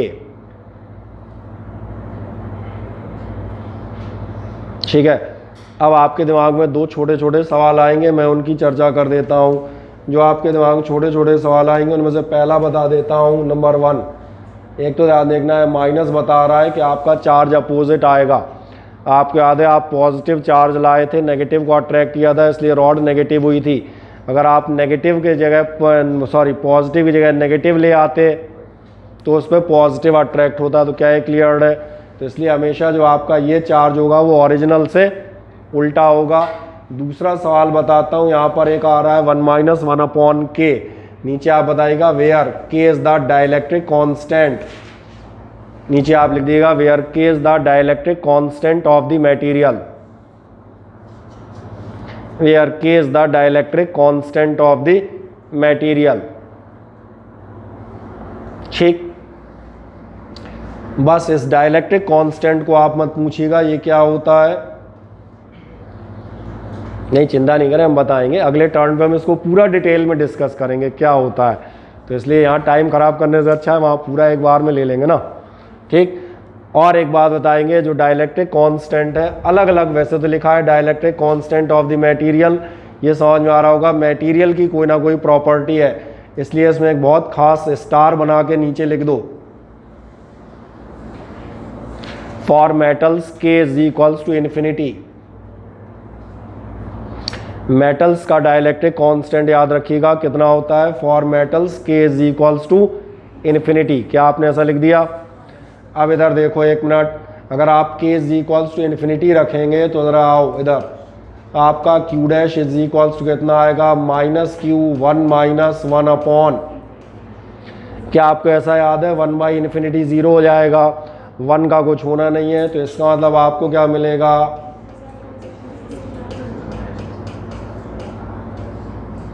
इसलिए मेटल्स के केस में आप याद रखिएगा इंड्यूस्ड चार्ज में दो खास बातें होती हैं। नंबर 1, इंड्यूस्ड चार्ज होता है इक्वल, देख रहे हैं, और साथ में होता है अपोजिट। ये मेटल्स की खासियत मैंने बताई, तो निकाल दें इतना, Q dash is equals to minus Q 1 minus 1 by infinity,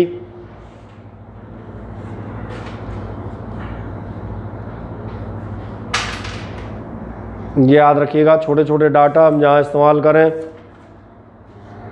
कर दिया इतना, Q dash is equals to minus Q, हाँ ना बताएं, नीचे एक लाइन लिख दें, charge induced in the metals, charge induced in the metals is equal and opposite, charge induced in the metals is equal and opposite, induced in the metals is equal and opposite।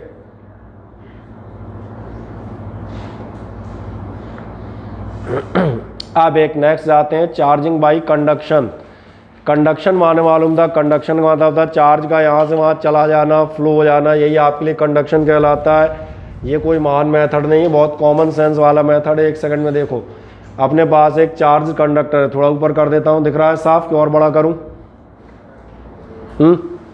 बहुत अच्छा नजर आ रहा है, बढ़िया। ये आपके दो चाहिए, एक अनचार्ज कंडक्टर है, चार्ज है, कुछ मत करें, दोनों टच कर दें, और जैसे ही टच करोगे तो नजर आ रहा होगा क्या होगा, इसका चार्ज इस पर स्प्रेड हो जाएगा। जैसे ही इसको मिल जाए, दोनों को वापस अलग अलग कर दें, दोनों चार्ज हो गए, ख़त्म। बस इस मेथड में और कंडक्शन में आपको अब 3 डिफरेंस नज़र आएंगे। क्या क्या 3 डिफरेंस नज़र आएंगे ये हम बता देते हैं। एक छोटा सा नीचे टेबल टाइप बना दो, एक लिख देना कंडक्शन, एक लिख देना इंडक्शन।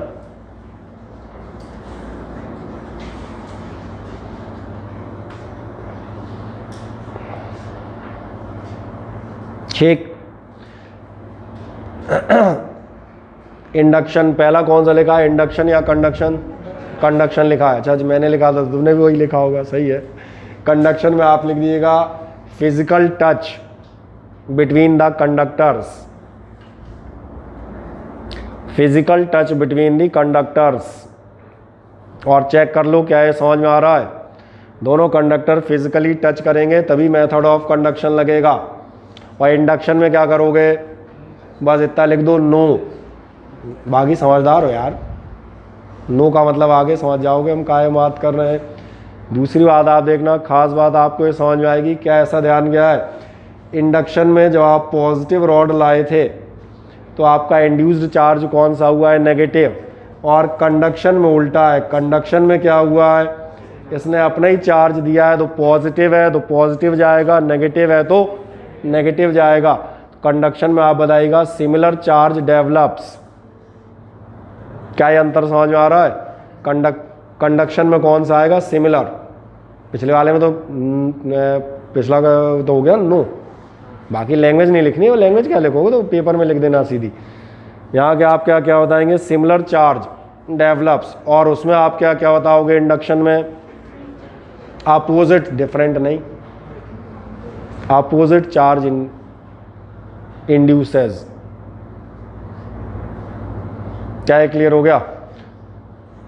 और एक महान बात आएगी, उसमें आपका चार्ज डिस्ट्रीब्यूट नहीं होता, इसमें चार्ज डिस्ट्रीब्यूट होता है। इसमें अपना जो है उसी में से कुछ तुम्हें दे देंगे, कुछ हम रखेंगे, तो इसमें आप बता देंगे चार्ज इज डिस्ट्रीब्यूटेड।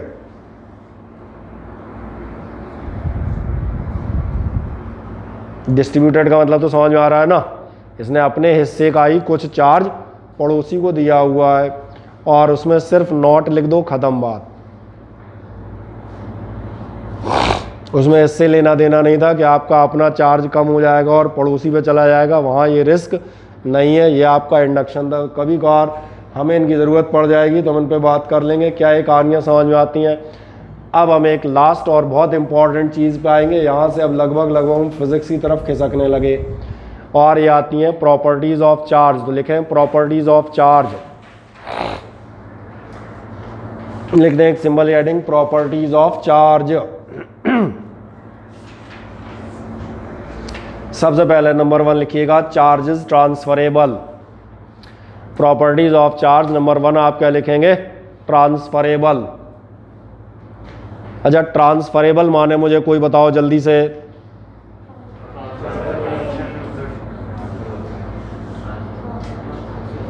तुम मुझसे कहोगे बताओ, मैं कह दूंगा देख लो। चार्ज इज ट्रांसफरेबल, खत्म हो गई बात। ये समझ में आ गया होगा, नहीं आया समझ में? बस तो फिर दूसरा आप बताइएगा नंबर सेकंड आप बताइएगा ऑलवेज एसोसिएटेड विद मास। क्या बताएंगे? Always associated with mass.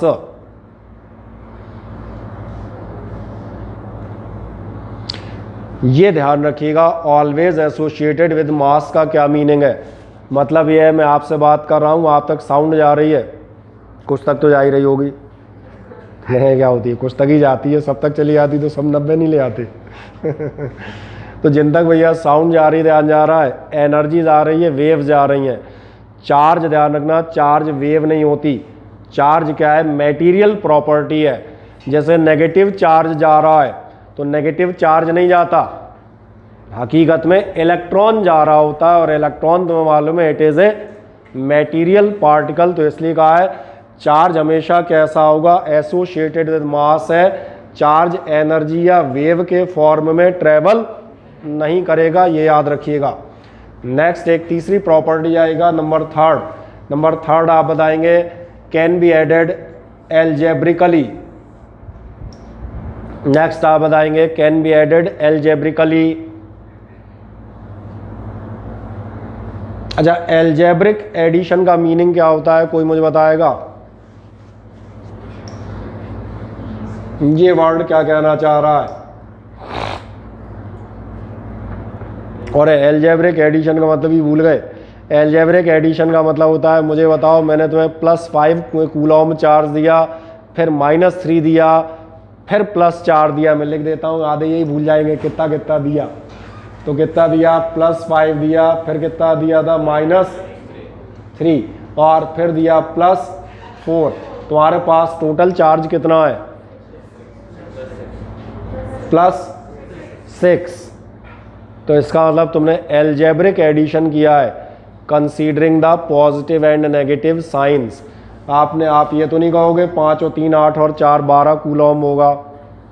आप क्या कहेंगे? 5 - 3 यानी 2, और जो भी था 2 + 4 यानी कि 6। तो एल्जेब्रिक एडिशन है, याद रखेंगे। जब भी चार्ज कहीं और होगा आप इसका डायरेक्ट एल्जेब्रिक एडिशन करेंगे। अब तुम पूछोगे इसमें क्या खास बात है? तुम भूल गए, फिजिक्स की हर बात खास होती है। Charges can be added algebraically, लेकिन चार्ज जो फोर्स अप्लाई करता है,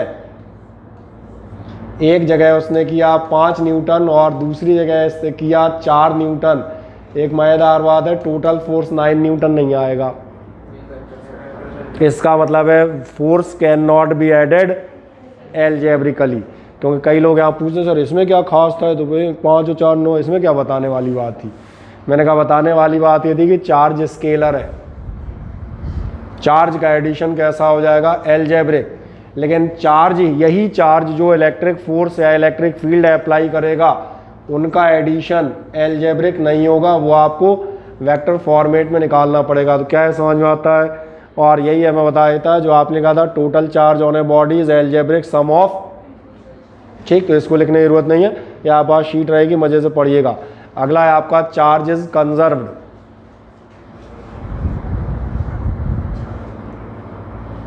चार्ज इज कंजर्व्ड, ठीक है, इसको लिखेंगे। इसको लिखने में मजा आता है। इसको अपन 8वीं 9वीं क्लास से पढ़ रहे हैं। क्या? It can neither be created nor be destroy. मतलब मजा आता है, लिख दो। वहीं से ऐसे ही लिखेंगे same. Charge can neither be created nor be destroyed. उसमें देखो तो रटा होगा यार, एनर्जी और जाने सब में यही लिखते आए हो। Charge can neither be created nor be destroyed. It can be transferred only. Neither be created nor be destroyed, it can be transferred only. from one body to another. It can be transferred only from one body to another.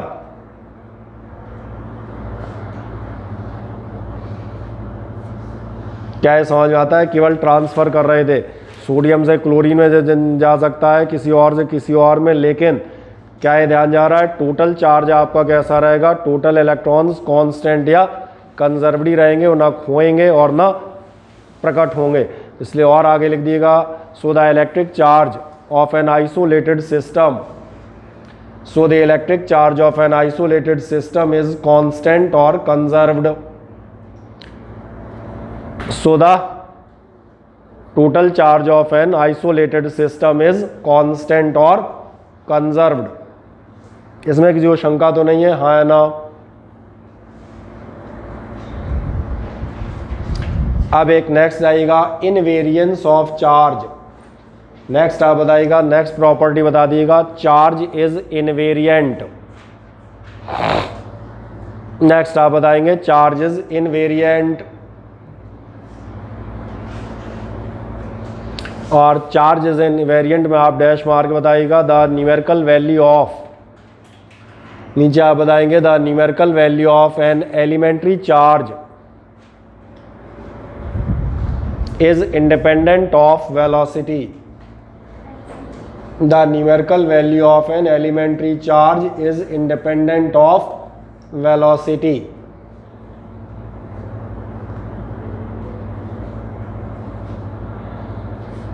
Numerical value of an elementary charge is independent of velocity. अब यहाँ पर थोड़ा सा मुझे बताना पड़ेगा actually इसको, जो कहना चाह रहे हैं वैसे तो समझ में आ रहा होगा, ठीक है, एलिमेंट्री चार्ज वेलोसिटी पे डिपेंड नहीं करता, लेकिन अपनी हैबिट है अपन हर चीज़ को थोड़ा सा डिटेल में ले जाते हैं. एक्चुअली ध्यान देखना, चार्ज की वैल्यू ऑब्जेक्ट की स्पीड या वेलोसिटी पे डिपेंड नहीं करती है. तो सवाल ये बनता है ऑब्जेक्ट की स्पीड पर डिपेंड क्या करता है. अगर आप हल्का सा याद करें, केमिस्ट्री में आप एक क्वांटम प्रिंसिपल पढ़ रहे थे, वो आपसे बताता था कि आपका ध्यान है, आपने पिछले साल एक रेस्ट मास ऑफ फोटोन जैसे शब्द सुने होंगे, और इसमें एक मज़ेदार बात है, आप इसमें एक वर्ड सुनते थे,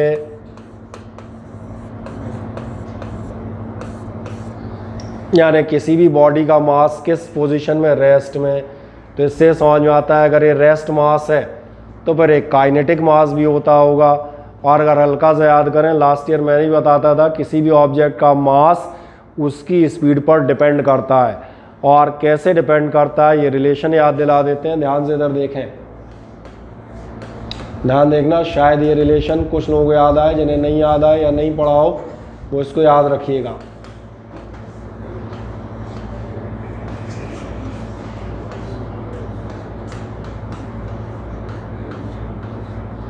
यहाँ आपकी सी है speed of light, am not समझ में आ रहा होगा, एम ज़ीरो, ज़ीरो वेलोसिटी पर यानी रेस्ट में मास है, और ये काइनेटिक मास है, यानी जब भी कोई चीज़ चलती है तो उसका मास चेंज हो जाता है. ये क्वांटम थ्योरी मान के चलती है. इसका मतलब कहना चाहिए मास वेरिएंट होता है. अगर आप किसी भी ऑब्जेक्ट की वेलोसिटी या स्पीड जो भी कम ज़्यादा रखेंगे उसके अकॉर्डिंग मास में चेंज आएगा, लेकिन ये याद रखेंगे चार्ज पर स्पीड का या चलने का कोई अंतर नहीं आता. तो पहले तो ये देखें आपने क्या क्या लिखा था. आपने लिखा था चार्ज इज इनवेरिएंट, इसमें आगे लिखा होगा जो एलिमेंट्री चार्ज है उसकी वैल्यू स्पीड पर डिपेंड नहीं करती. और ज़्यादा बेहतर आपको क्लियर आए, नीचे लिख दीजिएगा बट मास इज वेरिएंट. नीचे आप बताइएगा but mass is variant, kinetic mass m is equals to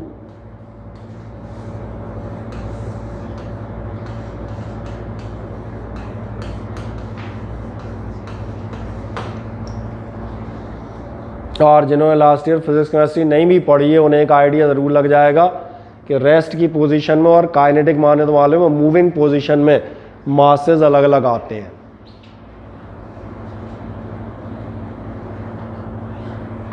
जबकि चार्ज ध्यान देखना अलग अलग नहीं आएंगे. दिखा देना mass is variant, kinetic mass m is equals to m not 1 minus v square by c square, और एम नॉट दिखा दिएगा रेस्ट मास. ठीक है. अब इस बात को हम प्रूव कैसे करेंगे, क्योंकि ध्यान देखना ये आपसे कह रहा था difference in masses of an electron and A proton suggest आपके इलेक्ट्रॉन और प्रोटॉन के चार्ज बराबर होते हैं, जबकि मास में अंतर होता है।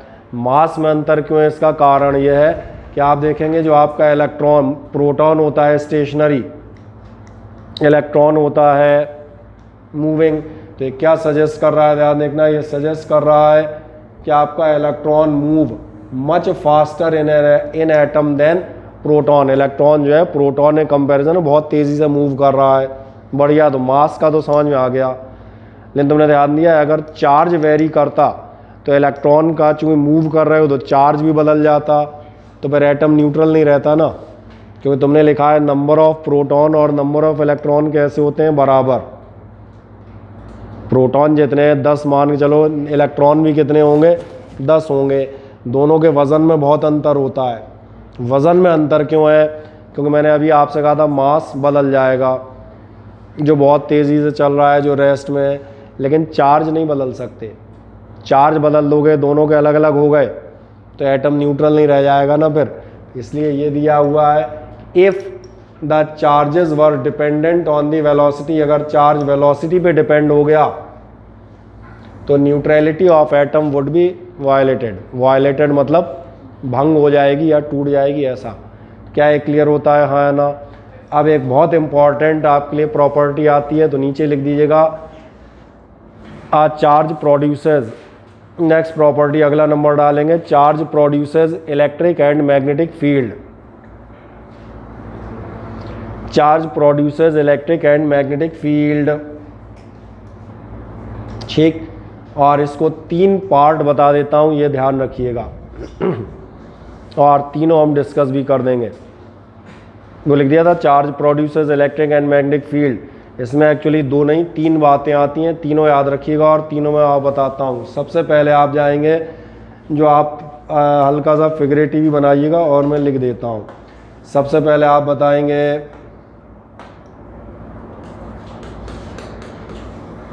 एट रेस्ट, कुछ नहीं, एक छोटा सा गोला बना देना और गोले में लिखना v बराबर 0।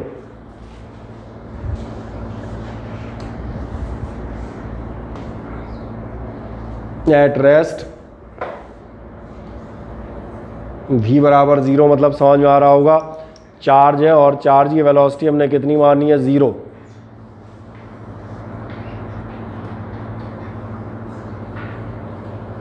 ठीक। और नीचे आप लिख देंगे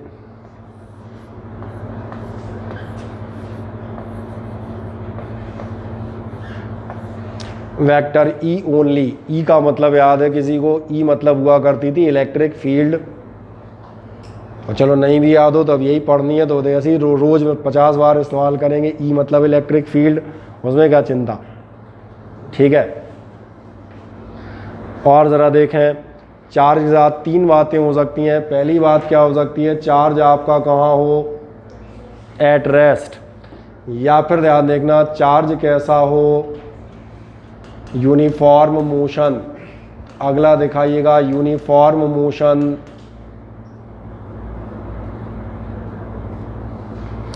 जब आप यूनिफॉर्म मोशन में जाएंगे तो ध्यान देखें, इसी चार्ज को फिर से देखें। यूनिफॉर्म मोशन मालूम है कि भूल गए? यूनिफॉर्म मोशन का मतलब है अब ये चल रहा है और इसकी वेलोसिटी कैसी है, कांस्टेंट। पहले तो इतना समझ में आ जाए यूनिफॉर्म मोशन का मतलब क्या है। अब आपको याद दिलाता हूँ, क्या आपको ऐसा याद है, हम लास्ट ईयर पढ़ते थे magnetic effect of current. Current किसे कहते थे, चलते हुए चार्ज को। तो अपने आप समझ में आ गया होगा, चार्ज रुका है। कभी आपने मैग्नेटिक इफेक्ट ऑफ चार्ज नहीं पढ़ोगे। चार्ज में केवल क्या होता है, ई ओनली, इसलिए बिल्कुल साफ लिखा है ई ओनली। जबकि आप कह रहे हैं मूविंग चार्ज, तो मैंने कहा आपको पुराना याद दिलाता हूँ, नया तो जब हम आगे पढ़ाएंगे तब की तब बात है। मैग्नेटिक इफेक्ट ऑफ करंट यानी कि मूविंग चार्ज, तो इसलिए इसमें ई के साथ साथ और दूसरा कौन सा जुड़ जाता है, मैग्नेटिक फील्ड। और ये याद आ जाएगा, पिछले सालों में एक वो नहीं पढ़ते थे, फोर्स लगने वाला बिल, BIL, बी मैग्नेटिक फील्ड होती थी। क्या दिख जाएगा, ई और बी।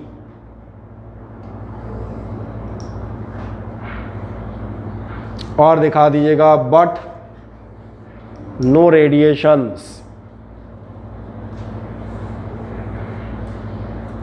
मोशन में 3 तरह की स्टेट ही पॉसिबल होती हैं। कौन सी? या तो रेस्ट में होगे, यूनिफॉर्म चल रहे होगे, और या फिर लास्ट तीसरी स्टेट क्या हो सकती है? नॉन यूनिफॉर्म, या और सिंपल कह दूं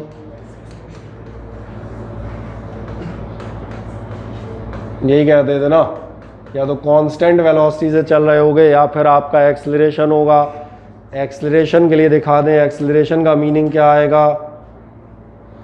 एक्सेलरेशन का मतलब है, ध्यान देखना, अब भी ये आपका चार्ज चल रहा है लेकिन आपकी जो वेलोसिटी है ये कांस्टेंट नहीं है, ये बदल रही है।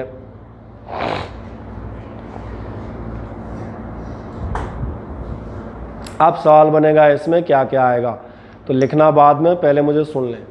पहली बात तो आपको ये समझ में आती है कि अगर आपका v is equals to constant था तो E और B आ रही थी। ये चार्ज चल रहा है, चार्ज है, इलेक्ट्रिक फील्ड आएगी, चल रहा है तो मैग्नेटिक फील्ड आएगी, लेकिन एक्सेलरेशन से भी तो कुछ आना चाहिए। एक्सेलरेशन से कुछ आना चाहिए, इसलिए मैं याद दिलाता हूँ कि आप में से किसी ने ये नाम सुना है? लाइमैन, बामर, पाश्चन, ब्रैकेट, कहाँ सुने? याद दिलाओ।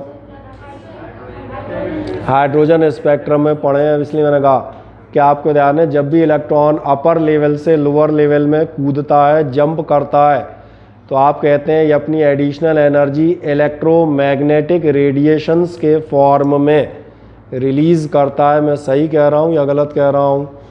तो अपने आप तो समझ में आ गया होगा, जब भी चार्ज एक्सेलरेट होगा तो आपकी इलेक्ट्रिक मैग्नेटिक फील्ड तो छोड़ो, साथ में इलेक्ट्रोमैग्नेटिक वेव्स या रेडिएशंस भी प्रोड्यूस होंगे।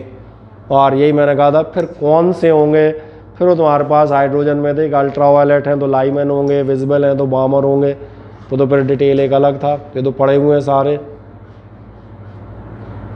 क्या आया ना तो बता जल्दी से। पिछले साल तूने अकेली केमिस्ट्री तो पढ़ी है बस, और उसमें मतलब हो जाए कहीं घोटाला।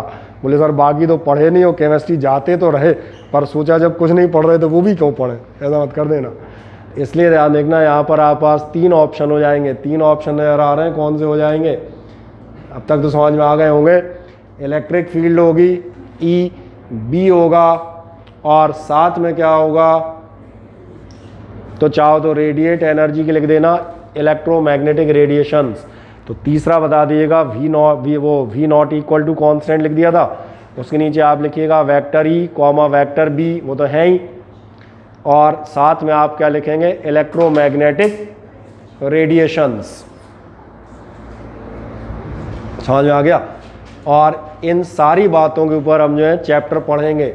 ये जो आप इलेक्ट्रिक फील्ड पढ़ रहे हैं, इस पे मैं अभी ये अपना करंट चैप्टर चल रहा है, इस पे आएगा मूविंग चार्ज जो है मैग्नेटिक फील्ड डेवलप करता है, that will be the magnetic effect of current, we have a unit. और ये जो आप कह रहे थे accelerated charge electromagnetic radiations develop करता है, तो अगर तुम्हारे पास एनसीईआरटी पढ़ी हो फर्स्ट बुक तो उसका लास्ट चैप्टर देखना, उस लास्ट चैप्टर का नाम ही है, फर्स्ट बुक के लास्ट चैप्टर का नाम है इलेक्ट्रोमैग्नेटिक वेव्स। इसलिए मैंने कहा था इतनी छोटी बात नहीं है, बड़ी बड़ी बातें अभी फैलेंगी धीरे धीरे, केवल ये उनके इंट्रोडक्शंस हैं। तो क्या है, समझ में आता है? हाँ ना, मुझे बताएं। बढ़िया। एक और छोटी सी बात पे आते हैं, charge resides on the surface of the conductor. एक नेक्स्ट आप लिख दीजिएगा, charge resides on the surface of a conductor.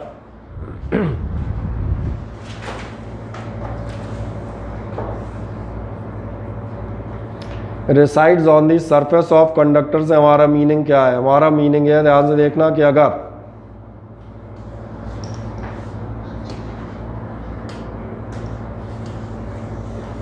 Suppose करें मैंने कोई कॉपर या एल्यूमिनियम का स्फीयर ले लिया, काय का स्फीयर ले रहा हूँ? कॉपर या एल्यूमिनियम।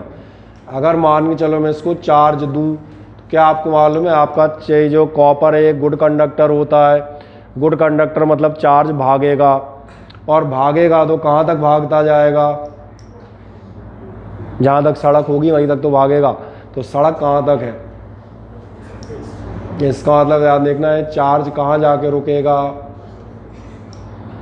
इसीलिए आपको समझ में आ जाएगा, जब भी आप किसी भी कंडक्टर को चार्ज देंगे, किसी भी पॉइंट को आप चार्ज करें, चार्ज हमेशा कहाँ जाके रुकता है? ये भी नॉर्मल में समझा दिया था मैंने आपको, सिंपल वे में। क्या कहा मैंने, जो भी चार्ज दोगे कंडक्ट होगा। कहाँ तक कंडक्ट होगा, मैंने कहा जहाँ तक सड़क होगी वहीं तक। जबकि इसका टेक्निकल रीज़न क्या दिया जाएगा, आप पढ़ते आए, charge flows from the higher potential to, तुम्हें दिख रहा होगा यहाँ पर पोटेंशियल कुछ ना कुछ है और यहाँ का पोटेंशियल ज़ीरो था क्योंकि वहाँ तो चार्ज था ही नहीं ना, तो हमेशा चार्ज वहाँ तक चलता हुआ। और इसीलिए चार्ज हमेशा कहाँ रिसाइड करता है, on the exterior surface of a conductor, ये ध्यान रहेगा जनरली। और एक बात आता हूँ, चूँकि चार्ज आपका कंडक्टर की सरफेस पे होता है इसलिए और एक अगला लिख दीजिएगा, चार्ज लीक्स, लीक LEAK वाला लीक, लीक हो जाना। Charge leaks from the sharp edges,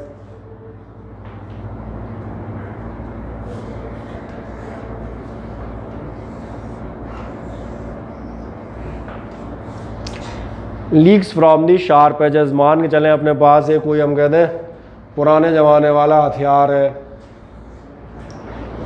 अब आप इसको चार्ज दें। जब आप चार्ज दोगे तो एक मज़ेदार बात होगी कि आपने ध्यान दिया यहाँ पर जो चार्ज है उसके बैठने के लिए पर्याप्त स्पेस है। क्या आपको एक वर्ड याद है, एक वर्ड आता है डेंसिटी, यहाँ मैं इस्तेमाल करूँगा चार्ज डेंसिटी। चार्ज डेंसिटी मतलब समझ में आ रही है, कितने एरिया में कितना चार्ज है। ज़रा ध्यान देखो कि आपको ऐसा नज़र आ रहा है जैसे जैसे आप आगे बढ़ रहे हैं यहाँ इस पॉइंट पर जाकर आपका एरिया टेंड्स टू हो जाएगा ज़ीरो। ये लैंग्वेज तो समझ में आ रही है, एरिया टेंड्स टू ज़ीरो। ज़रा डेंसिटी देखना, डेंसिटी क्या होती है, चार्ज पर यूनिट एरिया। डेंसिटी तो याद है ना, mass per unit volume. Population density मतलब पॉपुलेशन पर यूनिट एरिया। ज़रा देखना, अगर एरिया टेंड्स टू ज़ीरो हो गया तो डेंसिटी कितनी हो जाएगी, इनफाइनाइट। क्या ये संभव है? तो इसीलिए ध्यान देखना, चार्ज यहाँ से हो जाता है लीक। और मैं आपको इसका एग्जांपल बताऊं, आपने कहाँ पढ़ा है, लास्ट ईयर आपने डिस्कवरी ऑफ इलेक्ट्रॉन पढ़ी है, एक डिस्चार्ज ट्यूब पढ़ी होगी, एनोड और कैथोड, कितना वोल्टेज लगाते थे, क्या परिणाम आता था बेटा, बीच की जो गैस है वो आयोनाइज हो जाती थी। कभी भी एयर से होके करंट पास नहीं होती, एयर इंसुलेटर होती है। इसीलिए मैं इस खुले स्विच बोर्ड के बगल में बड़े मज़े से खड़ा हूँ।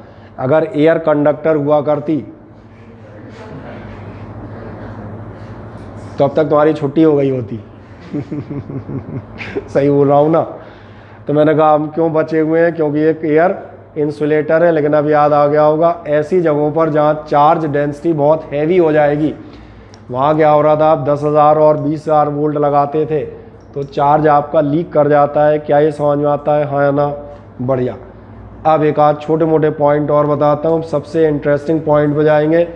एक नेक्स्ट आएगा क्वांटाइजेशन ऑफ चार्ज।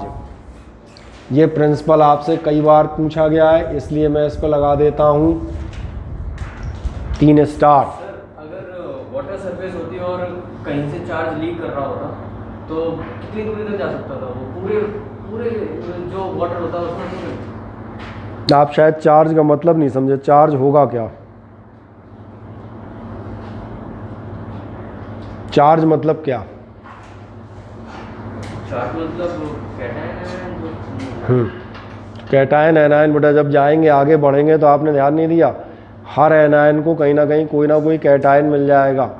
जैसे मैं एक सिंबल की बात आता हूँ, कभी तुम्हें मुंबई में आतंकवादी हमला करना हो तो अपने ग्वालियर स्टेशन पे जाना और जो रेल की पटरियाँ जा रही हैं इनमें वो हाई टेंशन तार टच करा देना। नहीं, मुंबई तक अपन लाखों लोगों को मारेंगे। क्या ये प्रैक्टिकली संभव है, मुझे बताना। तरीका तो बड़ा मज़ेदार नज़र आ रहा है, बोले मुंबई जाने की ज़रूरत नहीं है, यहीं से चिपका देते हैं सालों को बैठे बैठे। हाँ नहीं, कोई बात नहीं, मैंने भी इसीलिए जो आपने क्वेश्चन पूछा है मैंने सिमिलर लिया, इसीलिए कि अपन यहाँ बैठे बैठे मुंबई और दिल्ली, भारत की पॉलिटिकल कैपिटल और इकोनॉमिक कैपिटल, दोनों को उड़ा सकते हैं अगर चाहें तो, बट नॉट फीजिबल। आपने ध्यान नहीं दिया होगा, जब ये भैया चार्ज यानी हम तो मान चल रहे हैं तो यहाँ से इलेक्ट्रॉन भेज रहे हो, जब इलेक्ट्रॉन जाएंगे तो क्या इतने लंबे डिस्टेंस में उन्हें कैटायंस नहीं मिलेंगे, और जहाँ जहाँ कैटायंस मिलेंगे वहाँ न्यूट्रलाइज होते जाएंगे। आप पॉजिटिव आयन भेज दें, क्या इन्हें इतने लंबे डिस्टेंस में फ्री इलेक्ट्रॉन्स नहीं मिलेंगे? तो इसका मतलब वो भी कहीं ना कहीं जाते आते धीरे धीरे न्यूट्रलाइज हो जाएंगे। अच्छा प्रश्न था इसलिए मैंने उसका, हाँ नहीं इंटरनेट की वायर्स डली रहती हैं जी, जो ओशंस होते हैं उनमें इंटरनेट की वायर्स वगैरह डली रहती हैं, अगर उनमें कट हो जाए तो फिर पूरा समुद्री। हाँ तभी तो मैंने भी दिया ना, इसलिए मैं तुरंत समझ गया, तो मैंने आपको ऐसा एग्जाम्पल दिया तो सबको समझ में आ जाएगा कि अपन ट्रेन की पटरी में करंट लगाकर भारत की, मैंने कहा, पॉलिटिकल और इकोनॉमिक दोनों कैपिटल्स को डिस्ट्रॉय नहीं कर सकते। कोई इस साइड दिल्ली और उस साइड मुंबई, दोनों तरफ अपने आसपास ही है, नहीं किया जा सकता। अगर आप ट्रेन की पटरी में करंट लगा भी देंगे उसका असर होगा, ये नहीं कह रहा नहीं होगा, 150 मीटर तक, वहाँ तक उसका असर दिखेगा, उसके बाद नहीं। सही है। तो एक नेक्स्ट आ जाएगा क्वांटाइजेशन ऑफ चार्ज। पहले तो मुझे बता दें क्वांटा मतलब किसी को मालूम है क्या? मतलब स्पेसिफिक वैल्यू जो फ्रैक्शनल और डेसिमल में। नहीं क्वांटा मतलब बताओ। पैकेट, क्वांटा वर्ड का मतलब होता है पैकेट। आप एनर्जी पैकेट इसलिए कह रहे हैं क्योंकि आप भी सही हैं, आपने last year Planck's quantum theory पढ़ी है। मैं यही कहता था, लाइट जो ट्रेवल करती है वो काय के फॉर्म में चलेगी? पैकेट या बंडल्स ऑफ एनर्जी के फॉर्म में चलेगी, जो क्वांटा या फोटोन कहलाते हैं। मैं सही हूँ? तो एक काम करें, एक सिंबल हेडिंग डालिएगा, क्वांटाइजेशन ऑफ चार्ज। अगली प्रॉपर्टी का नंबर ले लें, ठीक है। क्वांटाइजेशन ऑफ चार्ज में जाओगे तो पहले तो एक यही काम कर दो, पहले तो क्वांटा माने बता दो। क्वांटा माने क्या होता है आपका? ये होता है पैकेट या बंडल।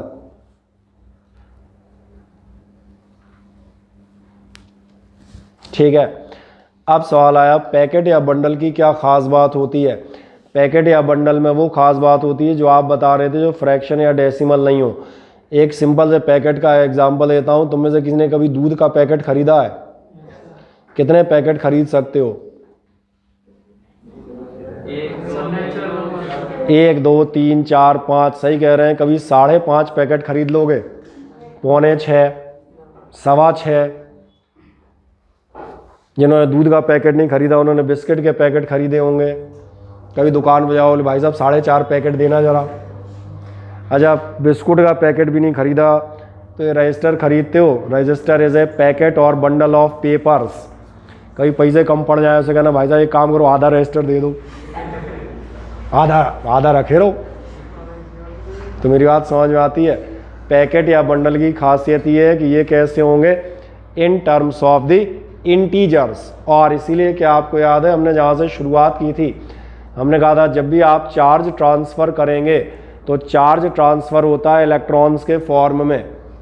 जो इलेक्ट्रॉन खोएगा वो पॉजिटिव होगा, जो जिस पर आएंगे वो नेगेटिव होगा। क्या तुम्हें ध्यान है, अगर एक ऑब्जेक्ट दूसरे को इलेक्ट्रॉन दे रहा है तो कितने इलेक्ट्रॉन देगा? 1 2 3 4, 4.5, 5.25। तो इसका मतलब तुम्हारा ध्यान जाएगा किसी भी सरफेस पे जो भी चार्ज होगा वो आप देखेंगे क्या होगा? इंटीग्रल मल्टीपल ऑफ इलेक्ट्रॉन होगा। 1 इलेक्ट्रॉन के बराबर, 2 के बराबर, 3 के बराबर, 4 5 या 6 के बराबर। क्या है, मेरी बात क्लियर हो जाती है? तो यही है क्वांटाइजेशन प्रिंसिपल। लिख दें एक लाइन में, इसमें आप क्या लिख देंगे? इसमें आप लिख दीजिएगा any charge body can have charge. लिख दें any charge body can have charge which is can have charge which is an integral multiple of any charge body can have charge which is an integral multiple of elementary charge or electronic charge which is an integral multiple of elementary charge or electronic charge.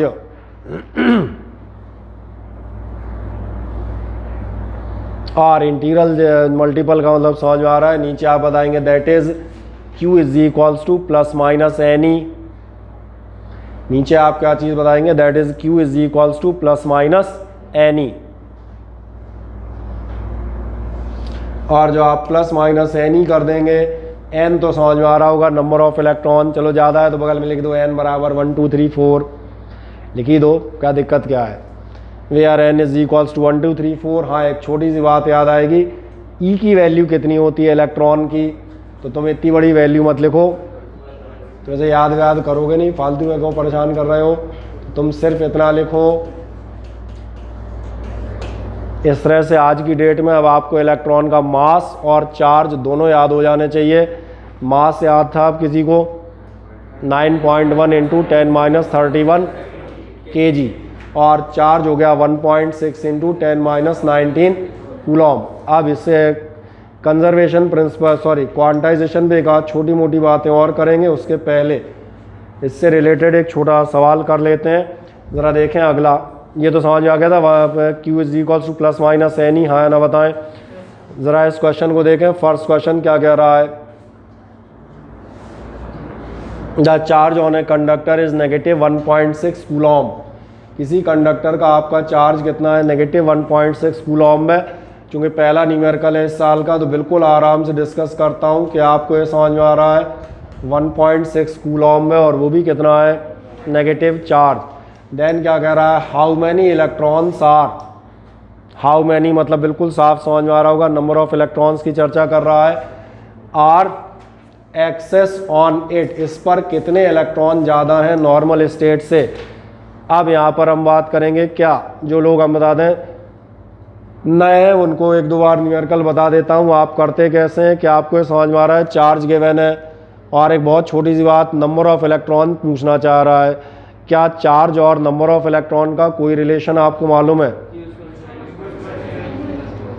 अभी तो कोई शंका होने सवाल ही नहीं, एक ही formula दिया है, तो अब भी किसको शंका हो जाएगी। ये तो 4-5 दिन बाद होगी, बोले 8-10 फॉर्मूले हो गए, अभी तो कोई दिक्कत नहीं है ना। तो जैसे आप लगाएंगे Q is equals to n e, मुझे लग रहा है Q आपका दिया है 1.6 और इंटू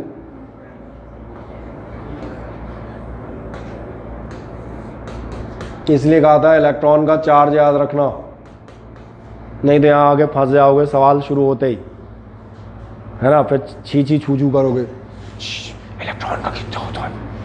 हाँ नहीं, हमने देखा है टेस्ट में लोग आगे एक दूसरे से, तो इसलिए मैंने कहा याद ही रखिएगा।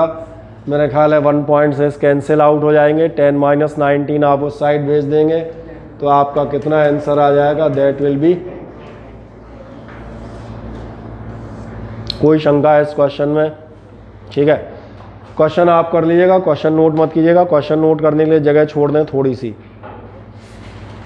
ठीक है। वो नोट तुम कहाँ से करोगे मुझे बताओ?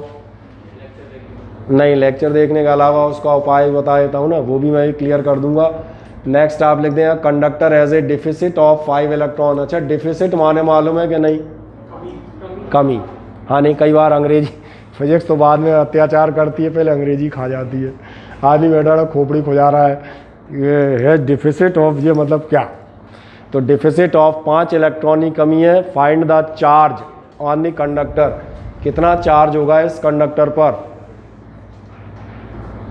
तो फिर वही बात, नंबर ऑफ इलेक्ट्रॉन दे रहे हैं और चार्ज जानना चाह रहे हैं। वैसे मुझे लग रहा है ओरल निकल आएगा 16 5 या 80, पर चूंकि अपन पहली दूसरी बार हैं इसलिए मज़े से पूरा कर देते हैं, कोई दिक्कत नहीं। कितना बता दोगे, कितने इलेक्ट्रॉन कम थे?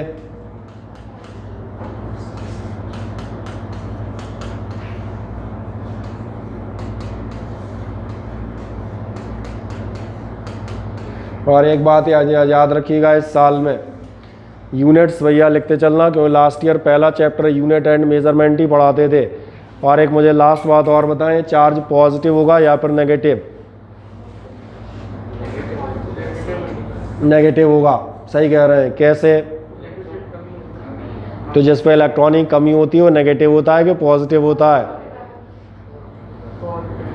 सोडियम की बात कर लो ना, समझ आ गया कहाँ हम छोटी छोटी गलतियां करते हैं। कोई बात नहीं, कौन सा चार्ज होगा याद आ गया, सोडियम इलेक्ट्रॉन देता है, 1 इलेक्ट्रॉन इज लेसर। जब कम होगा तो चार्ज का नेचर कैसा होगा, इसलिए इसको भी ब्रैकेट में लिख दो चुपचाप शराफत से। बाकी मैंने कहा था 16 5 या 80 तो निकाल ही लोगे, जहाँ गड़बड़ हो सकती है वहाँ देख लेता हूँ केवल। क्या कर दिया आपने? ठीक है, एक और छोटा क्वेश्चन पूछ लेता हूँ, ये भी बहुत इंपॉर्टेंट है। Find the charge on helium nucleus. इस लैंग्वेज में आपके बहुत सारे सवाल आएंगे। हीलियम न्यूक्लियस का मतलब समझ में आता है। इसके लिए थोड़ा रसायन शास्त्र भी आवश्यक है। 2He4 का मतलब क्या है? इस 2 का मतलब है इस पास 2 प्रोटॉन है। क्या आपने को याद है प्रोटॉन का चार्ज इलेक्ट्रॉन के बराबर ही होता है, प्लस माइनस का डिफरेंस होता है। यहीं से शुरुआत है, मैंने कहा इसलिए कह रहा हूँ हर चैप्टर में कहीं हीलियम, कहीं ड्यूटेरियम, कहीं कुछ आएगा। और अगर ये लैंग्वेज समझ में नहीं आई एक बार तो हर जगह अटकते घूमोगे। क्या हीलियम न्यूक्लियस का मतलब समझ में आ रहा है? कहना क्या चाह रहा है? कहना चाह रहा है 4 मास है, मतलब 2 प्रोटॉन है, साथ में 2 न्यूट्रॉन है, पर असली चीज़ चार्ज वाले कौन है? 2 प्रोटॉन। तो जैसे ही मिल जाता है क्या कह रहा है? Find the charge on. तो सिंपल सा कुछ काम नहीं करना, इसका मतलब लिख देना। समझ आ गई मेरी बात? इसलिए चार्ज निकल आया, कितना निकलेगा? अब तुम कहोगे प्लस क्यों लगा दिया बड़ा बड़ा? मैंने कहा मुझे पता है प्रोटॉन पॉजिटिव होता है, सीधी सी बात। अब तो निकाल लोगे, डायरेक्ट लिख दूं 16 दूनी 32 यार, है नहीं?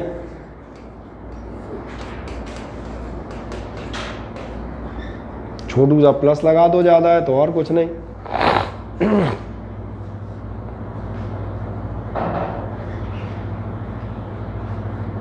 मिल गया? हाँ है ना, बताएं। बढ़िया। तो आज के लिए हम यहाँ विराम ले लेते हैं, क्योंकि हो सकता है लॉकडाउन हो, तो में से कुछ जाते हुए कुट जाएं।